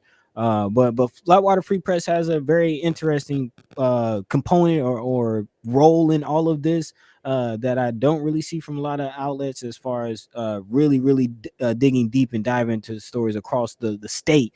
And I'm kind of curious, what are some of the things, just looking at the website? I know we've talked a lot about your prison coverage, but there's a couple other things that's coming out. So what's exciting you the most about, some of the work that you're doing and some of the stories that you're telling right now? Yeah, I mean, some of the stuff, both our full-time reporters, Natalia and Yinchi, who I think both been on the show, they're digging into new projects, and it's stuff about, Natalia's working on stories related to housing, affordable housing, renting in both North and South Omaha. And Yinchi's starting on an environmental project that's really, really important. So yeah, I mean, one of the great things about Flatwater, from my perspective, is that we are kind of forcing ourselves to take the time to go deep on really important issues in Nebraska and do it right. As the editor, it's a little scary and frustrating when we're at the outset of those projects, because Yinchi's going to be working on this environmental project for a while before it comes to fruition. But You just got to take the time and be patient and know that stories have maximum impact when they're done right. Yeah, very true, very true. In the chat, Paul Feminist. So we have a person that's a chat chimer that's giving you an idea for a story. Maybe you guys can tackle this at one point. Cool. Matt says, Matt, please do a deep dive into history and impact of child poverty in Omaha. It's a cancer in our community. Privilege keeps blinders on. Yeah, we'd definitely be interested in things like that. You guys have a very strong social justice lean as well. Was that on purpose, or is this just came up over the course of looking for news stories or looking for news in our state, in the whole state? Yeah. Is it? Mhm. Not on purpose, but not bad. That's for sure. Right. Just sort of, trying to find stories that we think are important and have been under or uncovered, right? How sort of society is affected by a thing like intergenerational poverty is a perfect idea for a Flatwater Free Press story. Same as how lead in the our top story right now is a story actually not from us. It's from Nebraska Public. I'm sorry, NPR, about Midwest kids having lead in their blood at higher rates than kids, in other parts of the country. I mean, those are things that affect lives and affect generations. Those are the sort of stories that we want to tell. It's So- interesting. I'm sorry. Go ahead. Yeah, I was gonna point out. So you mentioned, so you are in partnership with NPR as well. That I think that's interesting to not really gloss over, but to point out the fact that you're not just doing stories across the state and telling, giving those in Omaha a picture of what's going on across the state, but it seems like there's also a national context of what Nebraska is doing as well. Yeah, I mean, we've been working with Nebraska Public Media, which is, sort of the Lincoln-based statewide NPR affiliate and public television affiliate. But they have a cool investigative arm that's more regionally based, like focused on the Midwest. And we've been working with them a little bit. We know those guys pretty well. But yeah, we're also pushing out stories, and this has happened a couple times now. And actually just happened last week. We had a story about there's a new exhibit at Joslin Art Museum that's it's focused on some famous portraits of Native people from the 19th century. And for the first time, the Joslin is sort of inviting and having Native people lead the discussion about kind of the history and the culture around those paintings. And that story, which was told by one of our freelancers, ran on our normal channels and ran in places like the Journal Star and Lincoln and the World Herald, I think. It went on Indian Country Today, which is the preeminent, it's the New York Times of Native journalism in the United States. So it's really cool to get Nebraska stories out to audiences that wouldn't otherwise maybe see them. And I was actually gonna touch on that specifically, that story about the Native American portraits. And you actually have, as I'm looking at the website, a couple articles talking about that. So I just want to give kudos. We always give a shout out to the Omaha tribe and the elders from the Omaha tribe here on the show. And we're always excited to see our Native brothers and sisters get some shine and have their stories told as well. So definitely excited to look into that story. Had a quick question about the latest thing that's been going on. We had Shin-Chi come by and talk about her experience with the story. Well, not her experience, but actually just the story. She was a very, very strong report, just kind of the reporter style of making sure that she didn't put herself in the story, and just talked about the what was it, the parole board story. The parole board. And then we had this statement from Matt Wynn, your partner over there, that was talking about what she went through to get that story. Let me hear about that from you. I know that you're since you're one of the the editor over there as well. Tell me about the fear and the things that you're nervous of when your reporters go and kind of get attacked that way a little bit, and what you guys are kind of doing to help that situation out some. Yeah, it's a thing that Matt, I'm sure, talked to you guys about last week. Matt and I have been reporters in Nebraska for a long time. I mean, I've been doing this in Nebraska since the late 20th century, right? So I'm used to organizations, state government, being occasionally uncomfortable or angry about things that I was working on. That's par for the course. But the difference here is I see it as twofold. One, the lack of responsiveness from the parole board on this story. I mean, Yinchi identified this as a thing that was happening, that the parole board wasn't showing up as a full parole board to hearings, something like 2/3 of the time, the full parole board's not there, and that it actually affects parole, right? That fewer people get paroled when the full parole board doesn't show up. Baseline responsiveness to that very important finding. Why is this happening? Do we need to change something? This sort of questions that you'd normally ask to parole board members. They simply weren't answered. I mean, there was a statement from the parole board chair and refusal. None of the 5 parole board members would talk to us on the record. That's surprising. I thought they would talk to us and at least try to tell their side of the story. I mean, we were trying to get their side of the story into the story. So it felt a little cutting off your nose to spite your face type of move from them. The far more concerning part of that situation to me was what I would consider to be kind of a ham-handed attempt at intimidation.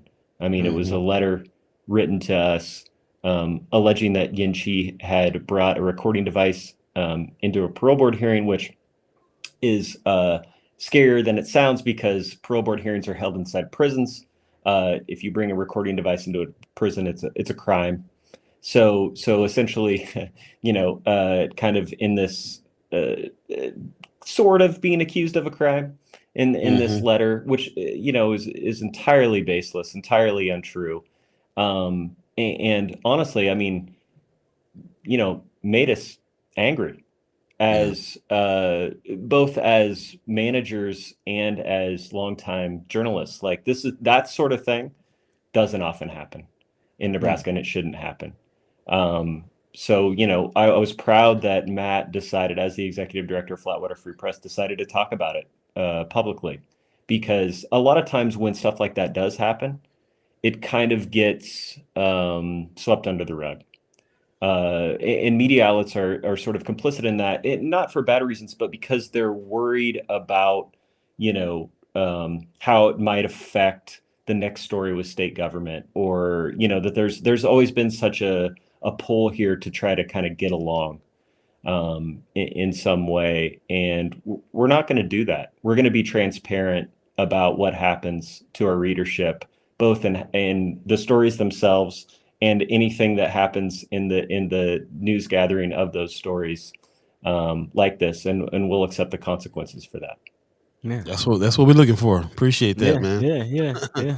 I just want to put it out to the chat and let anybody know. I actually want to ask people in the chat: have you been going over to the Flatwater Free Press site and checking it out? The news is free.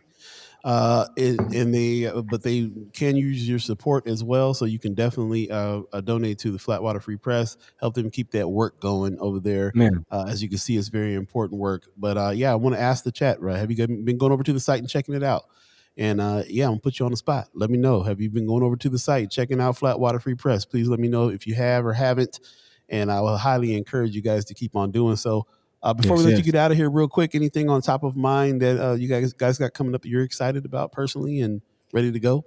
Yeah, I'm really excited about both the projects that I mentioned before. I mean, we're talking about stuff again that, it just matters so much, both to the city and to the state. Who owns property and why? and what effect that has is one of the biggest American stories, and always has been. We're going to focus on that story. I'm excited about that because it's a story that needs to be told, and the sort of what effect clean air, clean water, or lack of thereof has on our kids, on our communities.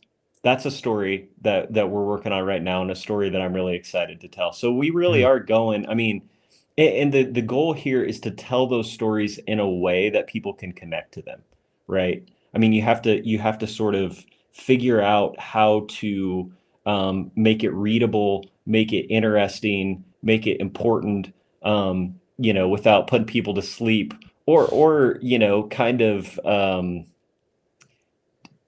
there has to be something more than just terrifying information in some of these cases. So, how we're going to tell those stories, I don't know yet, but I'm very, very excited to that we're starting on those projects, and that we're gonna figure that out.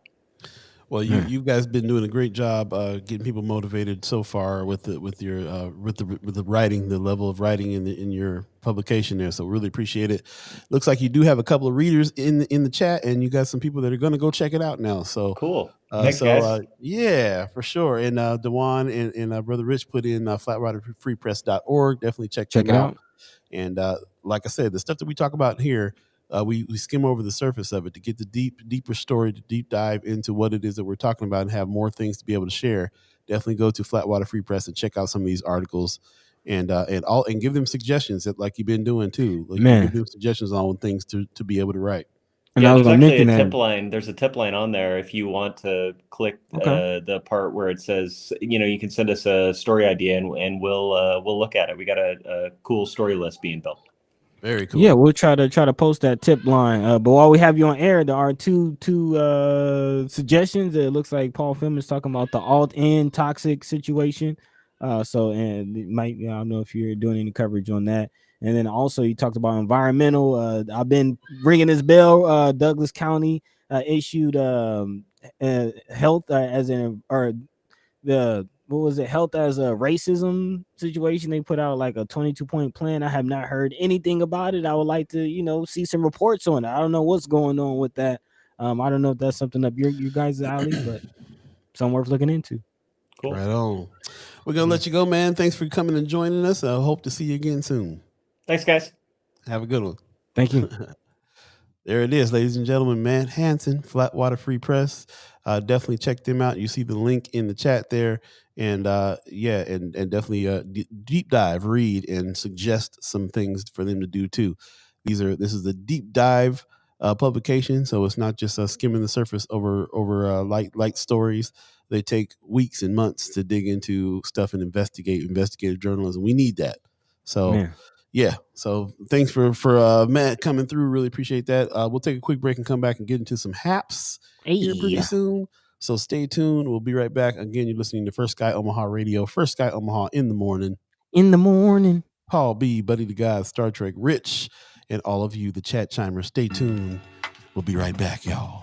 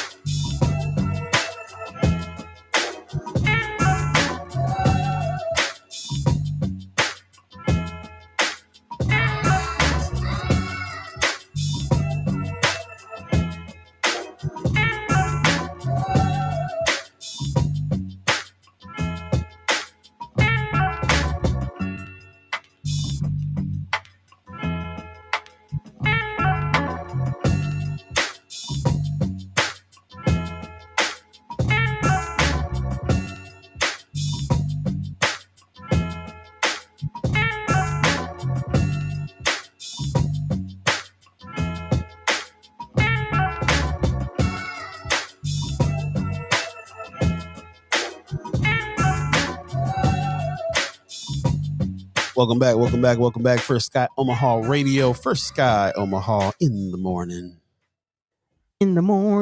Paul B, Buddi3 Da Gawd, Star Trek Rich, all of you, thank you so much for everybody coming in and contributing to the chat. Pops says another excellent guest and interview. Yeah, I agree, man. This guy's over there to get down. Hey, it is 8:50 right now. If you got somewhere to be at 9 o'clock, you got about 10 minutes. If you believe in the concept of time, it is 8:50 in Omaha, Nebraska. Right now, we got the haps coming up. But before we do that, we're going to jump into our Starfleet daily meditation, what Buddy likes to call the Trekkie words of wisdom. And Catherine Janeway is back.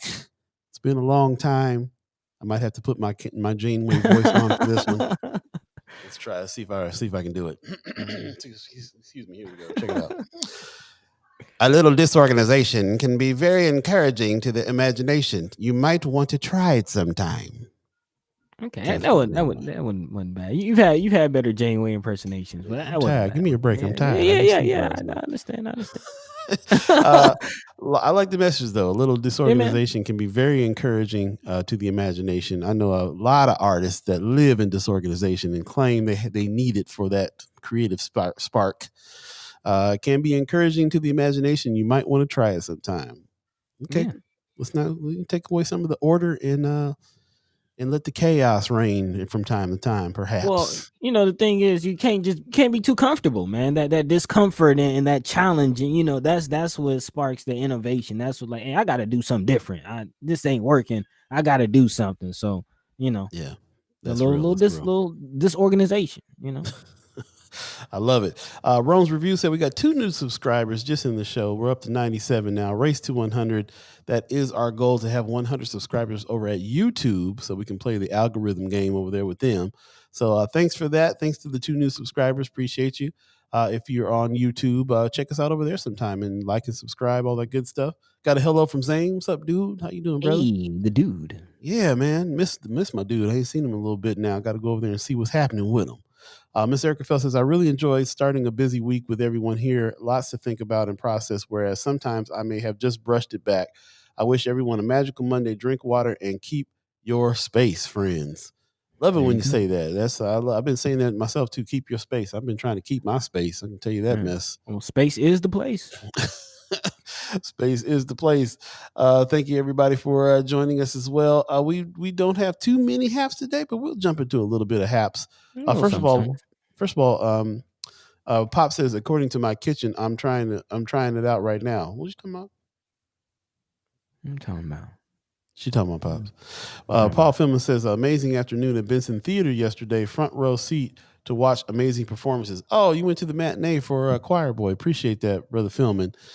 Yes, once again, we do have to talk about Choir Boy. But before we do that, we better go ahead and just go on and get them shoulders moving. What's happening? What's going down? Blac Coffee Breakfast Club. Hey. That's right. It's time for the haps. It's time for us to talk a little bit about some things that we think you need to be checking out, and time for you to let us know about some things like Miss Erica Felt just did, reminding us that Blac Coffee is happening again. So that's what's really going on. Star Trek disorganization. I like it, Pops. That's what's going on in your kitchen. Got it. Yes, everybody. I'm gonna go ahead and put that flyer up. The North Omaha Breakfast Club is happening now. This is the new campaign over at Blac Coffee. We were afraid that Blac Coffee was shut down, but they got some new campaigns for us to go and support us from 6:30 to 1 Monday through Friday. You got some options, man. $10 breakfast, man. You got a whole bunch of options there, and it's all fresh, all good, just like they do. Let's go support Brother Haynes over there at Blac Coffee. You know where it is, 42nd Street, 5001 North 42nd Street. Downstairs, go down there and check them cats out. I'm so happy that this is happening right now. Definitely going over there and give me some grits and potatoes and things. It's going down. You name it. You know, Brother Terrence got beans, greens, tomatoes, potatoes. Got all. You name it. Yeah, man. Yeah, it's going down. Also, I got to reiterate, Choir Boy is happening the 14th, 15th, and 16th. If you missed last weekend, they're playing next weekend. This is a full play run. So Thursday the 14th, Friday the 15th, and Saturday the 16th, because Sunday will be Easter. So they're going to do 3 days. If you missed it, you need to go check it out. Beautiful play. Terrell Alvin McCraney, who wrote the film Moonlight. This is directed by a local talent named Nick Wickham that is really, really, really phenomenal. And it stars 5 young black men from Omaha, 1 white man from Omaha that does a great job too, man. The whole cast is great. It's a great show, and it's very well done, well written, and it's very inspiring, and great use of the space over there at Benson Theater too. So definitely check that out. You can get tickets. Go to bensontheater.org, excuse me, and check out the tickets, or you can hit us up on Facebook, and you'll see ticket links all over the place. Definitely check out Choir Boy next weekend. From all the talk, all the people that are talking about it, it's supposed to be selling out. We're already getting close with the tickets because, people are realizing how dope the show was, and people are hearing it. So definitely do that. Check out Choir Boy this weekend. I will definitely see you there because I'm going to watch it a few more times myself. And it's getting down. In the meantime, buddy, you got any haps for the peoples? Yeah, I got a couple. It is election season, so that is heating up. If you're interested in joining or helping out on any campaigns, Alicia Shelton is looking for some assistance. She will be having a phone banking event that's going on tomorrow at 5 p.m. Again, that's Alicia Shelton for Congress phone banking event. If you're looking for more information, you can check her out, Alicia Shelton for Congress on Facebook. Alicia Shelton again on Facebook if you're looking to assist. Also, there's a candidate forum which will be hosted by the Urban League of Nebraska Young Professionals organization, and they will be hosting candidates of color. It says, join us for back-to-back candidate forums featuring black and brown candidates for Congressional District 2 and Douglas County Sheriff. So again, Alicia Shelton, Tony Vargas, both running for Congress District 2, and then also Wayne Hudson and Greg Gonzalez, who are running for Douglas County Sheriff. So that is who Wayne Hudson is running against. Greg Gonzalez is the other brother who apparently is a Hispanic brother running for Douglas County Sheriff. So again, this will be a forum for black and brown candidates to discuss their platforms. So if you would like to educate yourself more on the candidates, go ahead and check that out. Again, that is April 26th at 7 p.m. Again, April 26th. That is a Tuesday at 7 p.m. This is hosted by Urban League of Nebraska Young Professionals. There you go. Don't forget, chat chimer Beeee Full is also running for OPS and is in need help of some phone bank and some door knocking work as well. So yes. Check out that Full for OPS. Check out her site and contact her if you want to help her out as well. Also in the chat, SJ Prater says Juneteenth parade, Saturday, June 18th. Parade entry registration is open now. If you have that link to the registration, please put that into the chat as well. Really appreciate that. And let's make it happen this year with the Juneteenth parade for sure. Also, Leah Keister says, please consider checking out Swing Left Nebraska podcast. I dropped a Fired Up Express episode with information about early in-person and vote by mail. She says you can start voting today. There you go. This is we're in that time frame, y'all. It's going down. But Brother Muhammad says Omaha's Bean Supreme Pie it's happening. That's a good name for your bean pie, brother. The Bean Supreme, because that's what it is. That's what it is. The flakiness of it's just, I don't understand. I don't understand how you get the flaky crust without the butter. Like it's anyway, Brother Muhammad, yes, definitely get with Brother Muhammad on the Bean Supreme. He is doing the bean pies and raising funds for his run for OPS as well. So don't forget that Brother Muhammad is running for a seat in OPS, and help him reach his goal. Donate now. Help him knock doors, make phone calls, and get you a Bean Supreme, because that's going to help your whole life. It's going down. He said all of us need help. That's right. Everybody needs help in these campaigns. So let's definitely do that. He's running as an independent. That means he gets no party funds. So definitely donate to his campaign. Let's go get down. Ty Williams is already asking, where do you get the pies? Brother Muhammad, lay it on him. Lay it on and get that Bean Supreme. I'm trying to tell you. Do yourself a favor. Brother Rich put in the candidate forum hosted by the Urban League, and he put the link in the chat there, so you can check that out if you would like to. Also, Chrissy Norris says we are phone banking 4 p.m. to 6 p.m. and 6 p.m. to 8 p.m. See the event pages. We would love that help. So Christy, you're talking about that's with Alicia Shelton, or is that Bree? Which campaign are we talking about there?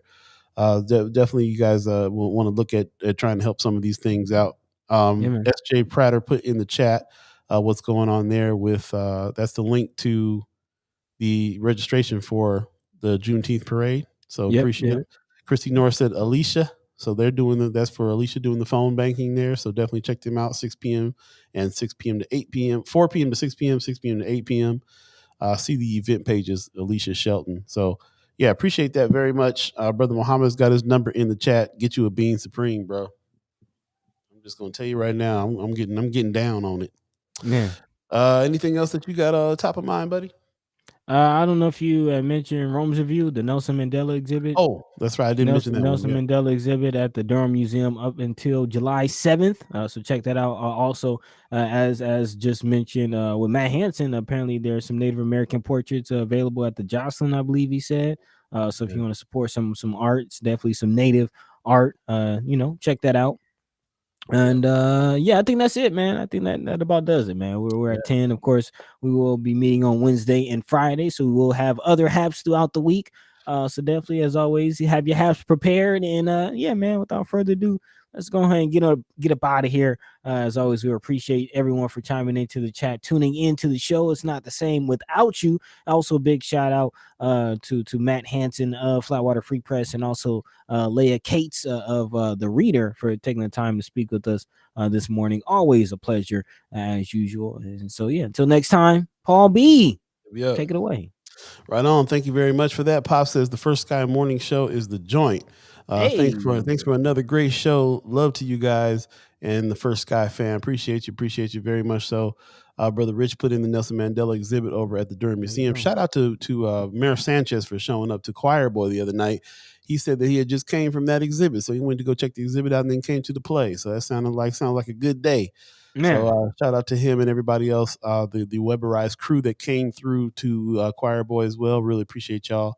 And of course, I appreciate all of you, the chat chimers. Thank you very much. Like Keisha says, great. Thanks, guys. Nuna GL says, great show. Appreciate you, man. That's what's up. Love it. So I just want to go ahead and get out of here. Brooke says, great show as usual. Thank you very much. I want to give shout out and praise to the Omaha tribe elders who allow us to be on this land and speak while we're here. Want to give a shout out to our elders for allowing us to speak before them, and I want to give a shout out to the Weberized crew who allow us to come to this beautiful space and use their technology to be able to broadcast this show out. Also, shout out to Buddi for doing the work this weekend on his situation. It sounded like butter over there on that microphone. Butter. That's what's up. Tell little mama we said what's happening. We can't wait to see you back again pretty soon. Oh yeah, in due time. And shout out to all you, the chat chimers. You guys really enhance this thing and make this conversation be what it is, and it sounds great and it feels great, and we get a lot of good information. Trust me, we benefit from this as much as anybody. Being able to talk to very intelligent, caring people in our community that we have found through this medium. So if you enjoy this as well and you have not become a reoccurring sponsor of it, please consider doing so. Go to firstsky.omaha.com, hit the donate button so we can keep this thing going, because it's a very special thing. And do not forget, April 22nd, Buddi will be back in the O, and we're going to have a little celebration. Tiny house. And when you get over there, don't put your feet on the couch either. Just come over and chill out. It's going to be a good time. It'll be a celebration. In the meantime, between time, join us Wednesday. We'll be politicking with P, and it'll be Michelle Troskler in her soapbox moment as well. Hey. Women Wednesday right here on First Sky Omaha. One moment. Appreciate it. Margaret Juarez says, I was one of the YouTube subscribers today. Thanks again for your show. Thank you. Yes. Really appreciate you. We get to that 100. We need to have 100 people party as well. So man, I'm with that. It's time for us to get out of here. Thank you very much. We'll see you Wednesday. You guys take care of each other. Peace. By the way, Vanglorious. This is protected by the red